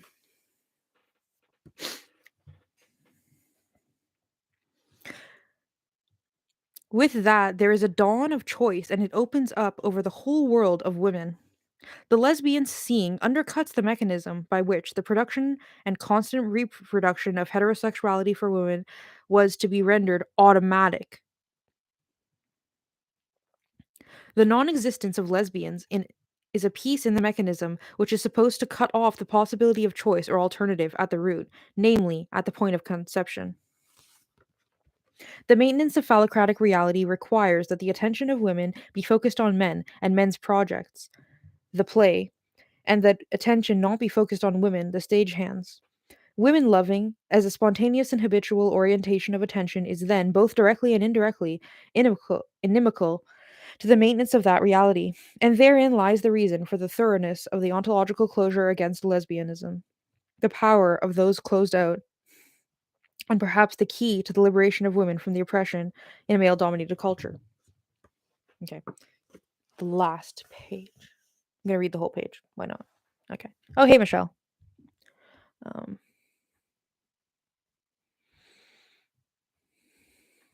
okay. My primary goal here has not been to state and prove some rigid thesis, but simply to say something clearly enough, intelligibly enough, so that it can be understood and thought about, which is like kind of the whole point of my channel. I just want to say things clearly to make you think things through. um, Lesbians are outside the conceptual scheme, and this is something done not just the way things are, right? Because the reason lesbians are outside the scheme is because of the mindsets, behaviors, and actions of men in the phallocratic society. So I think it's kind of like, I remember before, she was like, I can imagine a possibility where sex with men might be good for some women. She's like, but if it was outside of this, like, patriarchal system only. So she's like, potentially, if we were in like an alternate universe, the things that are really bad about patriarchy might not be that bad about patriarchy. But she's like, anyway, okay.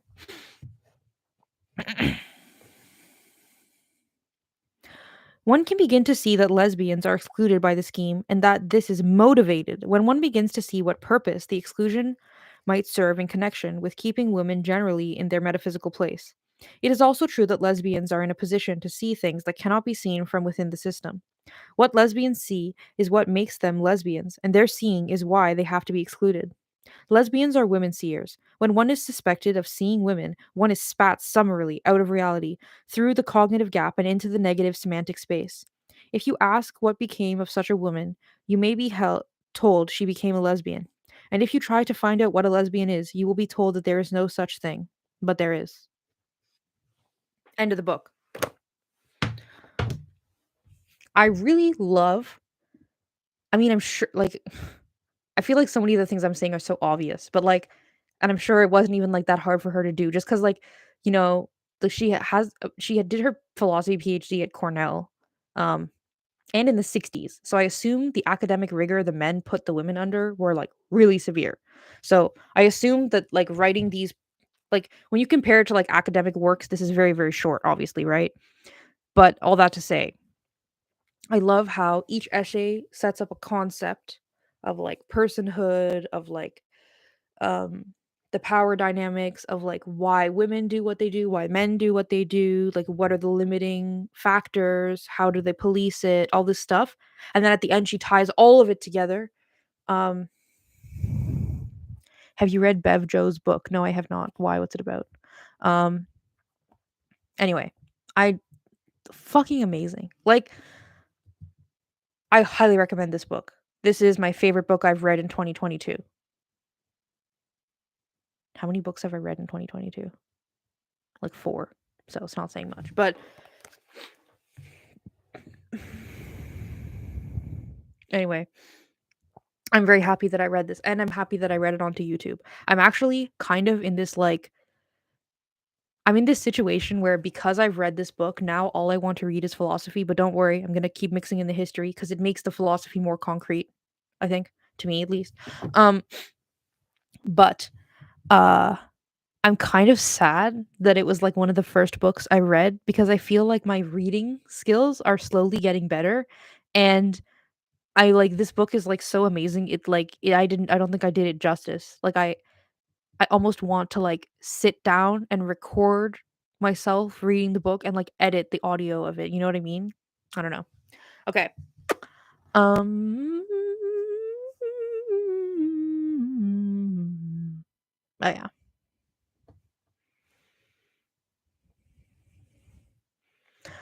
Matt Adams says she would be surprised if any lesbians genuinely enjoyed the Tim porn. I actually would not be because like how many straight women watch like really violent BDSM, right? Like really violent BDSM. And it's like, do they actually want to be treated that way? No. But they're porn sick, right? Like they've been desensitized to the like more tame stuff, so they've gone to the really extremist stuff. Um and like I think a big part of that for women is self-hatred, and it's like what do lesbians have in spades? Self-hatred. So, I don't know.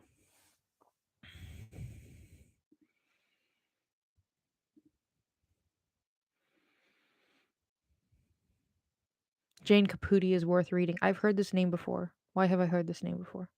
To the googly. Goo goo. Goo goo.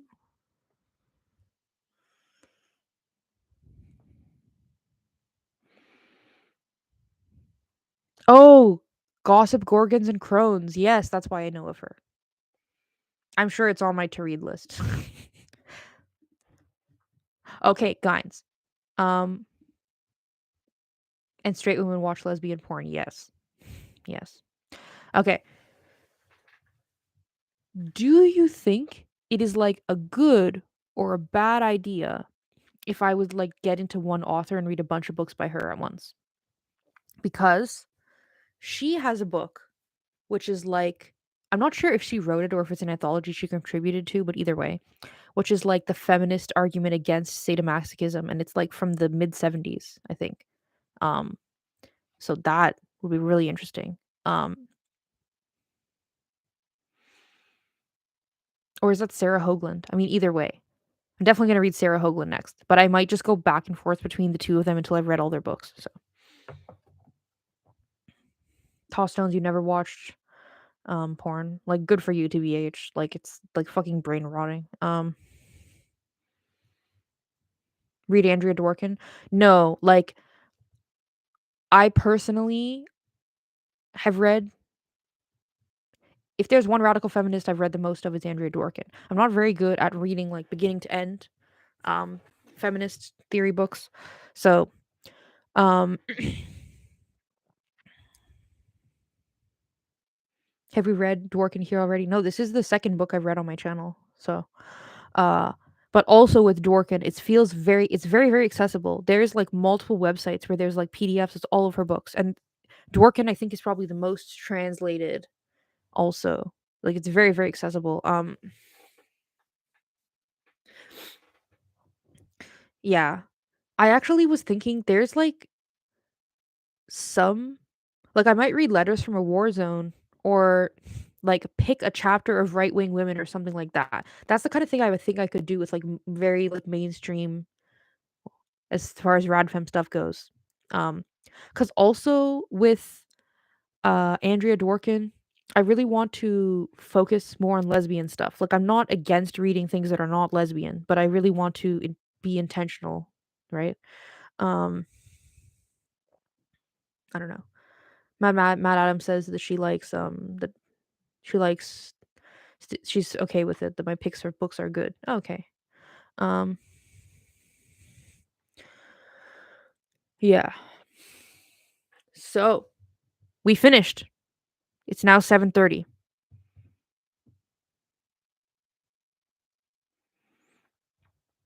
We need to lesbian spaces. Yeah, like I kind of want this to be like lesbian reading club, but I'm not saying I'm going to only read, like I can read things that are not lesbian, cuz there's like really specific things that I probably want to read about that you can't find like if you're trying to read only lesbian stuff. So, um tomorrow we start this book.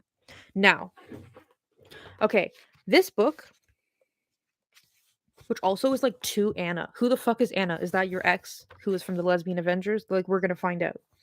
Look at the chapters. I can't see what you can see. Just look at this. Look how many pages the chapters are. So, I think what I might do is yeah, and it's not Dragon. It's not only Lesbian Avengers. This is Lesbian Avengers from Guelph. Those of you who don't know, it's like a city like an hour outside Toronto. Um. Oh, bye VF. Um. But yeah, anyway. So I think I might do like, because I tried like just flipping through. Oh no, those are just sections, and within the sections there are chapters. Okay. Well, never mind. I was thinking that I would kind of have to like DIY chapters, but never mind. Okay. I wonder if I know any of them. I have one Fen dragon in Toronto that I am like 99% sure that you must know because she is fucking everywhere. We'll talk about it when we meet up. Oh fuck, I'm gonna text you. Okay. Like right this second because I keep fucking forgetting. Okay.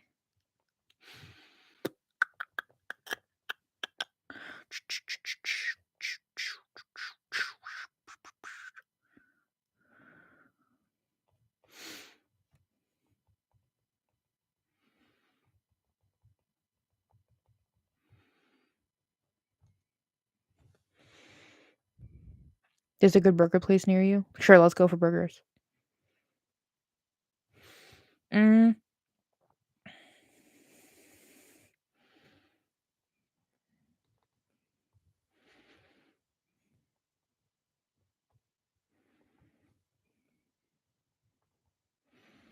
okay. Yeah. So, this is history. After this, I'm pretty sure we're going to read Sarah Hoagland's Lesbian Ethics. I just feel like probably I'm going to buy, we'll see. Also that if any of you guys are like friends with women who run women's bookstores or women's libraries or something, like contact me. I would love it if I could buy all of my books from a women's bookstore, even if I had to pay to get them shipped from the US. Like, I don't care. I don't want to be buying my books through Amazon. It feels like fucked up. Um, yeah. Anyway, but yeah, we are definitely going back to philosophy after this. Like, not even just feminist theory, but like actual philosophy. Okay. Um, maybe maybe we're gonna work our way up to like de Beauvoir or something. Uh, Matt Adams says, "Do you have a link to send you money for the books, or is it just your Patreon?" Yeah, if you go in the description, my PayPal is listed. So really, like PayPal is the way to send me money if you want me to buy books. One of you guys, somebody gave me 20 bucks, not 20 bucks, 20 bucks, a few live streams ago, and um, they were like for your next book. So shout out whoever that was. Um, yeah, exactly, Kiara. Kiara says the only women's bookstores we have here are queer slash TRA ones. Yep. And like, I am not giving my fucking money to a queer bookstore that defines lesbians as the sexual servants of men. Like, I don't know. It's tough.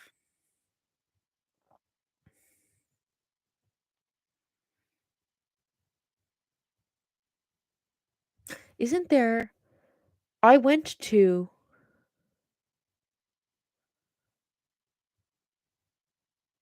you know what? I think I know who to ask for help with this. I'm pretty sure that there is like because like Michigan is where like a fuck ton of this stuff happened. I mean, she's from Michigan. Mishfest is from Michigan. Many things happened. Like Lesbian Connections, the magazine is that's still in print is out of Michigan. Like, isn't there is a women's bookstore in Michigan, which is like actually rad fem. I think it's just very small. Anyway, whatever. Okay. So this was nice.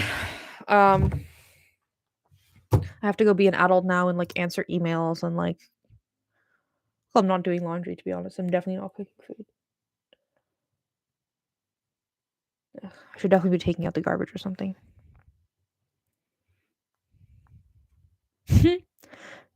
Dragon says my ex and I spray tagged the double women symbol on the Toronto women's bookstore. Um, yes, toss stones. You bring this up. Okay, so For those of you who don't know, the lockdown in Ontario for most of COVID has been like very severe. Like I'm leaving my house this weekend to go socialize with someone. There is La Insolita in Catalonia, but I don't know if it's queer or radfem. Yeah. Um, I don't know what I was just saying. That anyway. Okay. Oh, secondhand bookshops. Yeah.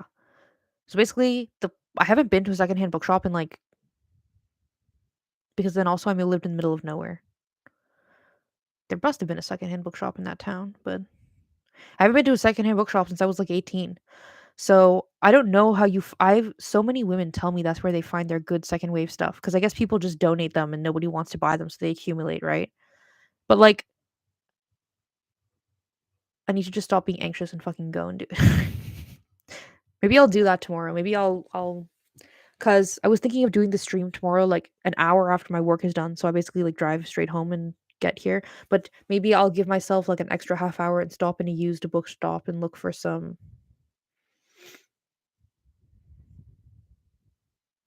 Oh my god, Dragon, yes.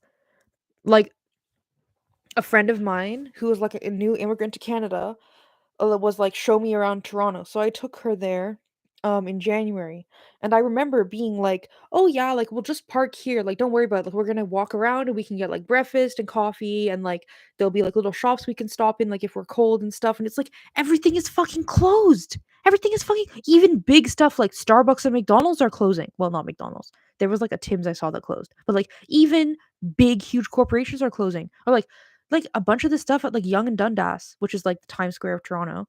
Um,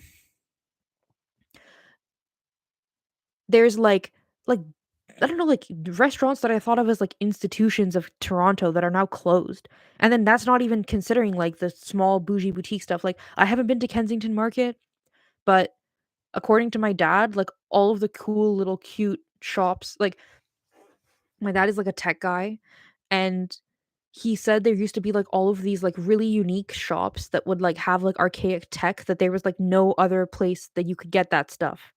And he's like, they were like small mom and pop operations.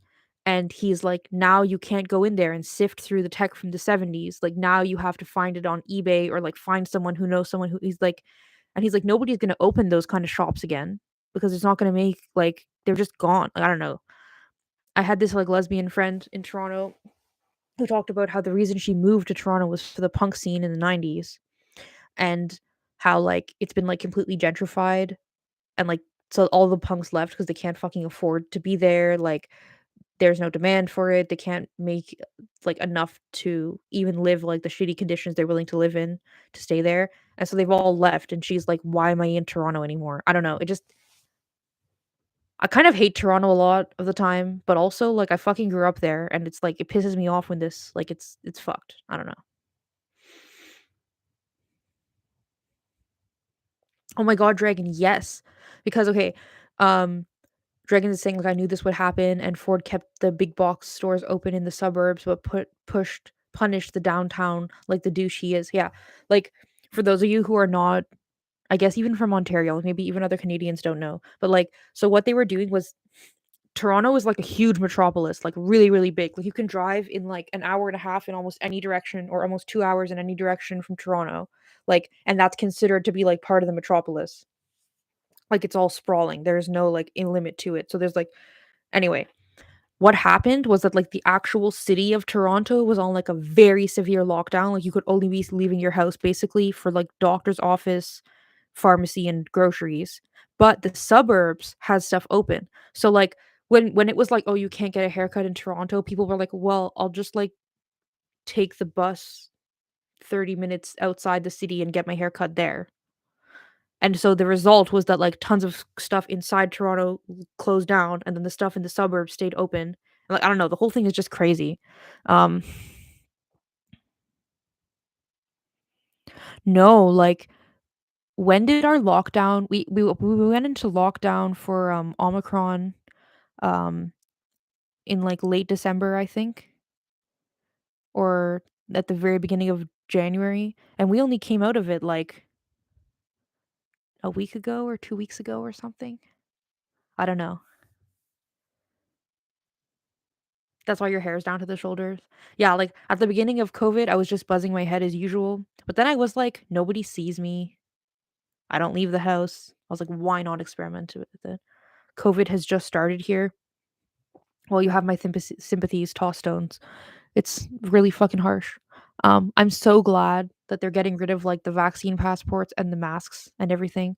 Not because I am like anti-mask or anti-vaccine or something, just because like the actual real world application of these things has been like a disaster.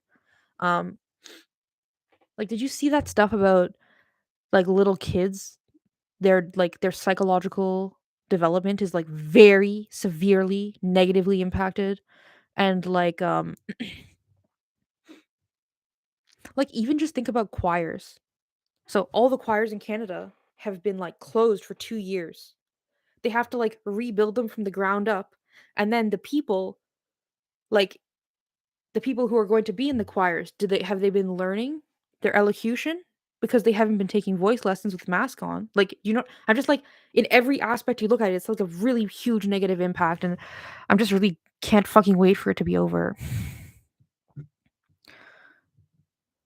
The mask mandates aren't ending. I thought they were. I thought they were like we still have to mask indoors. What? Or you just mean in the city of Toronto? I don't know. I just know that I'm fucking like the back of my ears hurts from the masks. Like the back of my ears, it's like they're like chafed. I got like those strings to like not have it on your ears, but it's like it's I don't know. And like um a friend of mine, like okay, this is an example of how insane the vaccine passport like implementation has been in Ontario. Literally, like I don't remember it, but it was like there was like 7 days or something from the time the government announced that the vaccine passport is a thing. And then they were like, in like 7 days, you need to have the vaccine passport to go inside, not even to sit down, to go inside most places, okay? And then people were like, okay, so I want to get the vaccine passport, like a QR code. And then people were like the Toronto Star, the Globe, like all the big newspapers were like writing like articles, like, you need to get the vaccine passport. And so you think like, oh, this is going to have information, right? And they're like, you want to learn more about how to get the vaccine passport? Look at like Health Ontario's website. Health Ontario is like an administrative organization. And on the website, it'll just be like, email your local health authority to ask questions. Like, this was the access you had to get the vaccine passport like days before you needed it. So, like, the whole thing was like a fucking disaster. Like, and even now, like, so you need like the QR code vaccine passport to go in places. And so if you got vaccinated in Canada, it's easy to get if you have a health card and are a citizen. If you're not a citizen, it's like an extra step to get the fucking passport. Um, But if you were vaccinated outside of Canada, like a friend of mine works in food service and she was like, there's a lot of old people who are regulars. Like where she works is close to like a retirement residence. And she's like, all of these old people are like, oh yeah, I was vaccinated in Israel. Like, here's my paper. And like legally, according to the Ontario government, having the paper that says you're vaccinated is not good enough. You need to now have the QR code and a piece of ID. And like these old people, like they just don't understand it. They just it's beyond them. And so what's happened is that like the people at Tim Hortons now or whatever, they are now like tech support who have to sit down with these old people and take their phone and help them to download it and help them to save it and all this shit. Like one of the real world implications of this was like there was a time where kids could not get vaccinated. And yet if you were vaccinated over a certain age, if you were basically, it was like you could not get vaccinated, but because you weren't vaccinated, you weren't allowed to be inside places. So the result of this was like all these teenagers after school, when they would go to like Tim's or Starbucks or whatever to get their coffees and hang out, like in the winter, kids were like going in, ordering their food, and then they couldn't sit down. And so like they were going to sit in the snowbanks outside.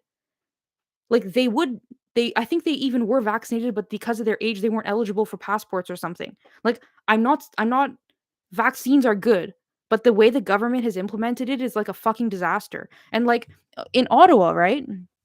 Um with like the convoy and everything.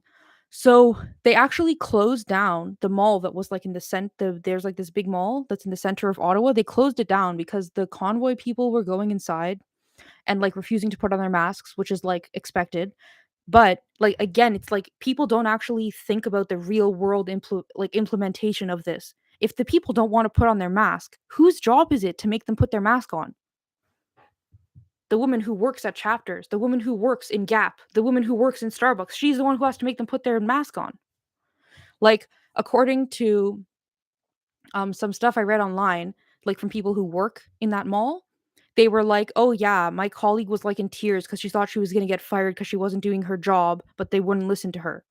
And I'm like, this is like the actual reality of what the mask mandates and passports are. It's like customer service personnel have now turned into like tech support and like security and like a public health official. And it's like this person got hired to flip fries. Expecting them to do this is like fucking insane. Um anyway,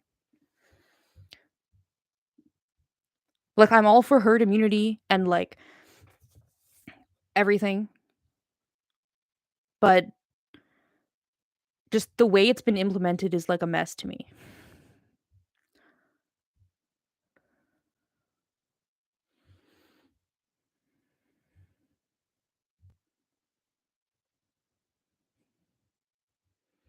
Yes, women have been disproportionately financially fucked during the COVID too, says Matt Adam. Yes, very true.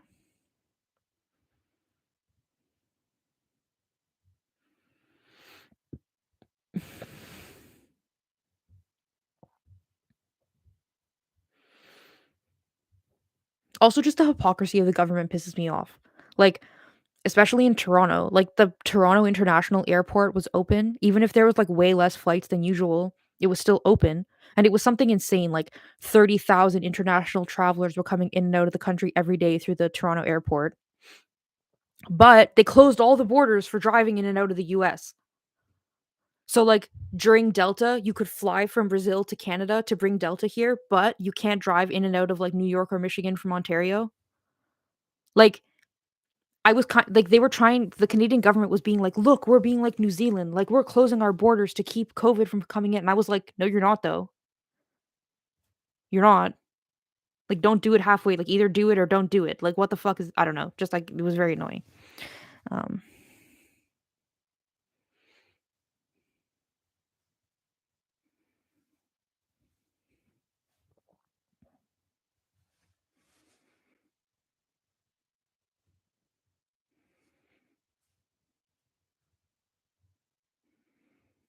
yeah, exactly, Kiara. People have been assaulted due to asking people to put masks on in the US. Yeah. Um Like, I know customer service people in Canada who were in the position of, like, asking somebody to put their mask on many, many times, and they don't put their mask on. So, they have to tell the other people in the establishment, like, "This person is not wearing their mask, like, we're calling the cops. If you wanna leave, you should leave." And, like, now they have to call the cops because this person refuses to put their mask on and they're staying inside. Like, it's pretty insane. Like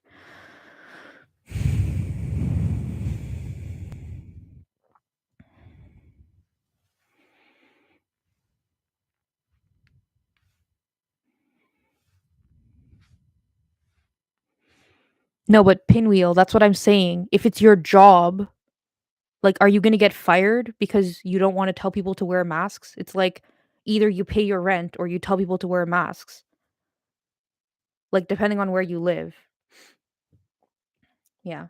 Oh, yeah, the other thing is, like, so there was a time where you to enter a food service establishment, you had to be vaccinated, but to work in one, you didn't have to be vaccinated. So, like, again, it's like I support vaccination, but it needs to fucking make sense. Like, it literally made no sense for so long. Um, well, I don't know, you say that, Pinwheel, but, like, it's literally like, do you wanna starve or not? I don't know. Dragon says, and then the poor customer service person takes it up the blank again. Yeah, exactly. Um, that's what I mean. These people got hired to make a coffee or flip fries, and then they're like, either you do this mask shit, like either you implement it or you get fired. Like they did that to the entire country.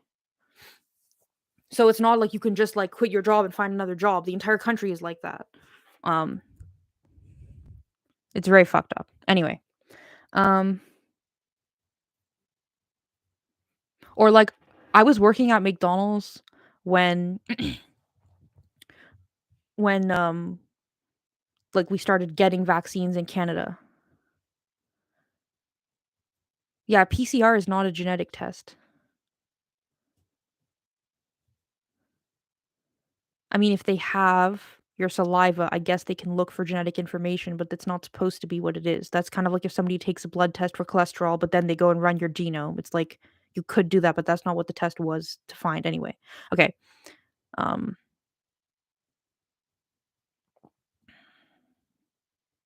oh yeah. So I was working at McDonald's when vaccines got rolled out in Canada. And like I understand they started with like the oldest people first. That makes sense, obviously. But like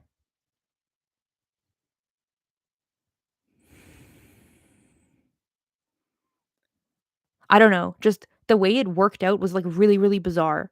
Like, I knew people who had, like, a very multitude of very severe health issues who were, like, the last to be vaccinated, and then, like, me, like, because I worked in a hotspot, but I didn't live in a hotspot, I couldn't get vaccinated until, like, 2 months after everybody else I worked with got vaccinated, and I was like, "But I'm food service in the hotspot, so shouldn't." And, like, I was a drive-through worker. I was, like, touching, like, because we know from the computers, I was, like, interacting with, like, 100 customers an hour or something. Think about how, like, as a vector for transmission, that is, like, very fucking significant, right? I don't know.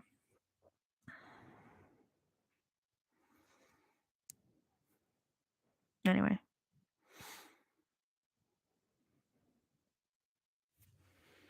Do Radfem support Trump? Hugo, this is, like, a very stupid question.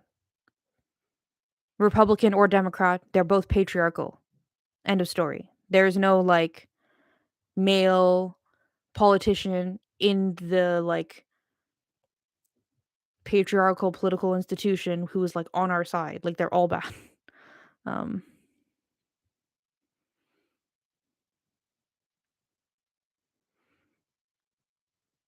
yeah.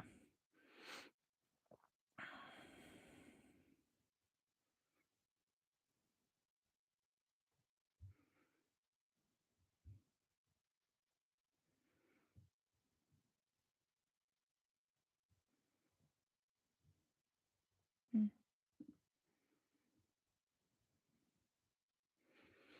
Yeah, also, there was some rad femmes well, like, gender critical, whatever, women who were like, "Trump isn't gonna stand for this shit," and, like, because remember, like, really early on, like, in the first 2 months or something of Trump becoming president, he, like, did that thing with, like, trans people in the military or whatever, and so many gender critical women were like, "Look, this is like a sign, like, he's on our side, he's gonna make a difference," and I was like, "This is a man who has raped little girls. This is a man who has contributed in, like, massive ways to, like, sex trafficking, sexual exploitation, like, the sexual objectification of women, like, in so many, like, very, very explicit like, the way he treats his daughter alone, that alone, without all the rape, is a good enough reason for every single rad femme to be like, "You know what? Trump is a piece of shit, and I want nothing to do with him." I don't understand these women who are like, "Well, he's like a child rapist with, like, ties to sex trafficking, but, like, one time he says something I like, so I like him now." Like,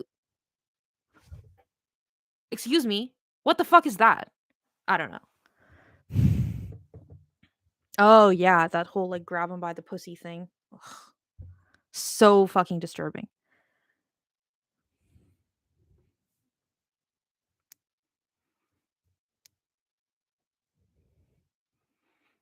Yeah,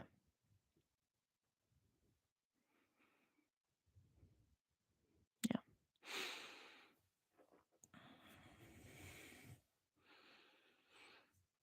Anyway, I'm gonna wrap up the stream. I didn't mean to get talking about mandates and all that. I'm just like, I can't wait till it's over. Like, I've definitely been having COVID fatigue as everyone else, but it's been reaching a new level the last couple of basically since the last lockdown around Christmas. Well, and having COVID. The whole thing was very stressful. So, um, and like a bunch of my family being hospitalized for COVID and stuff. Nobody died, and everyone's out of the hospital. Well, I don't know about my one great uncle. He might still be, but no, but Hugo, this there is he has these connections entirely separate from Epstein and Maxwell before that. like with his like Miss America bullshit or whatever, Miss Universe bullshit, and like his first wife went on record like under oath and described him raping her at least 2 times. This was like predating any of the Maxwell Epstein shit. Like it is such a pattern with him that you can take any aspect of it and look at it and be like, "Wow, shit, this is worse than I thought it was." I don't know. Um yeah. Anyway, okay.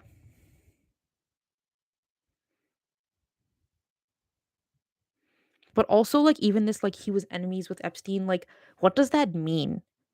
Cuz I feel like there's a lot of high profile people who have like, publicists and PR managers and shit who want things to look a certain way that has nothing to do with the way things actually are. Like I don't know. Yes, Matt Adam. No male politicians are on the side of women. Agreed. Okay. Gonna wrap this up.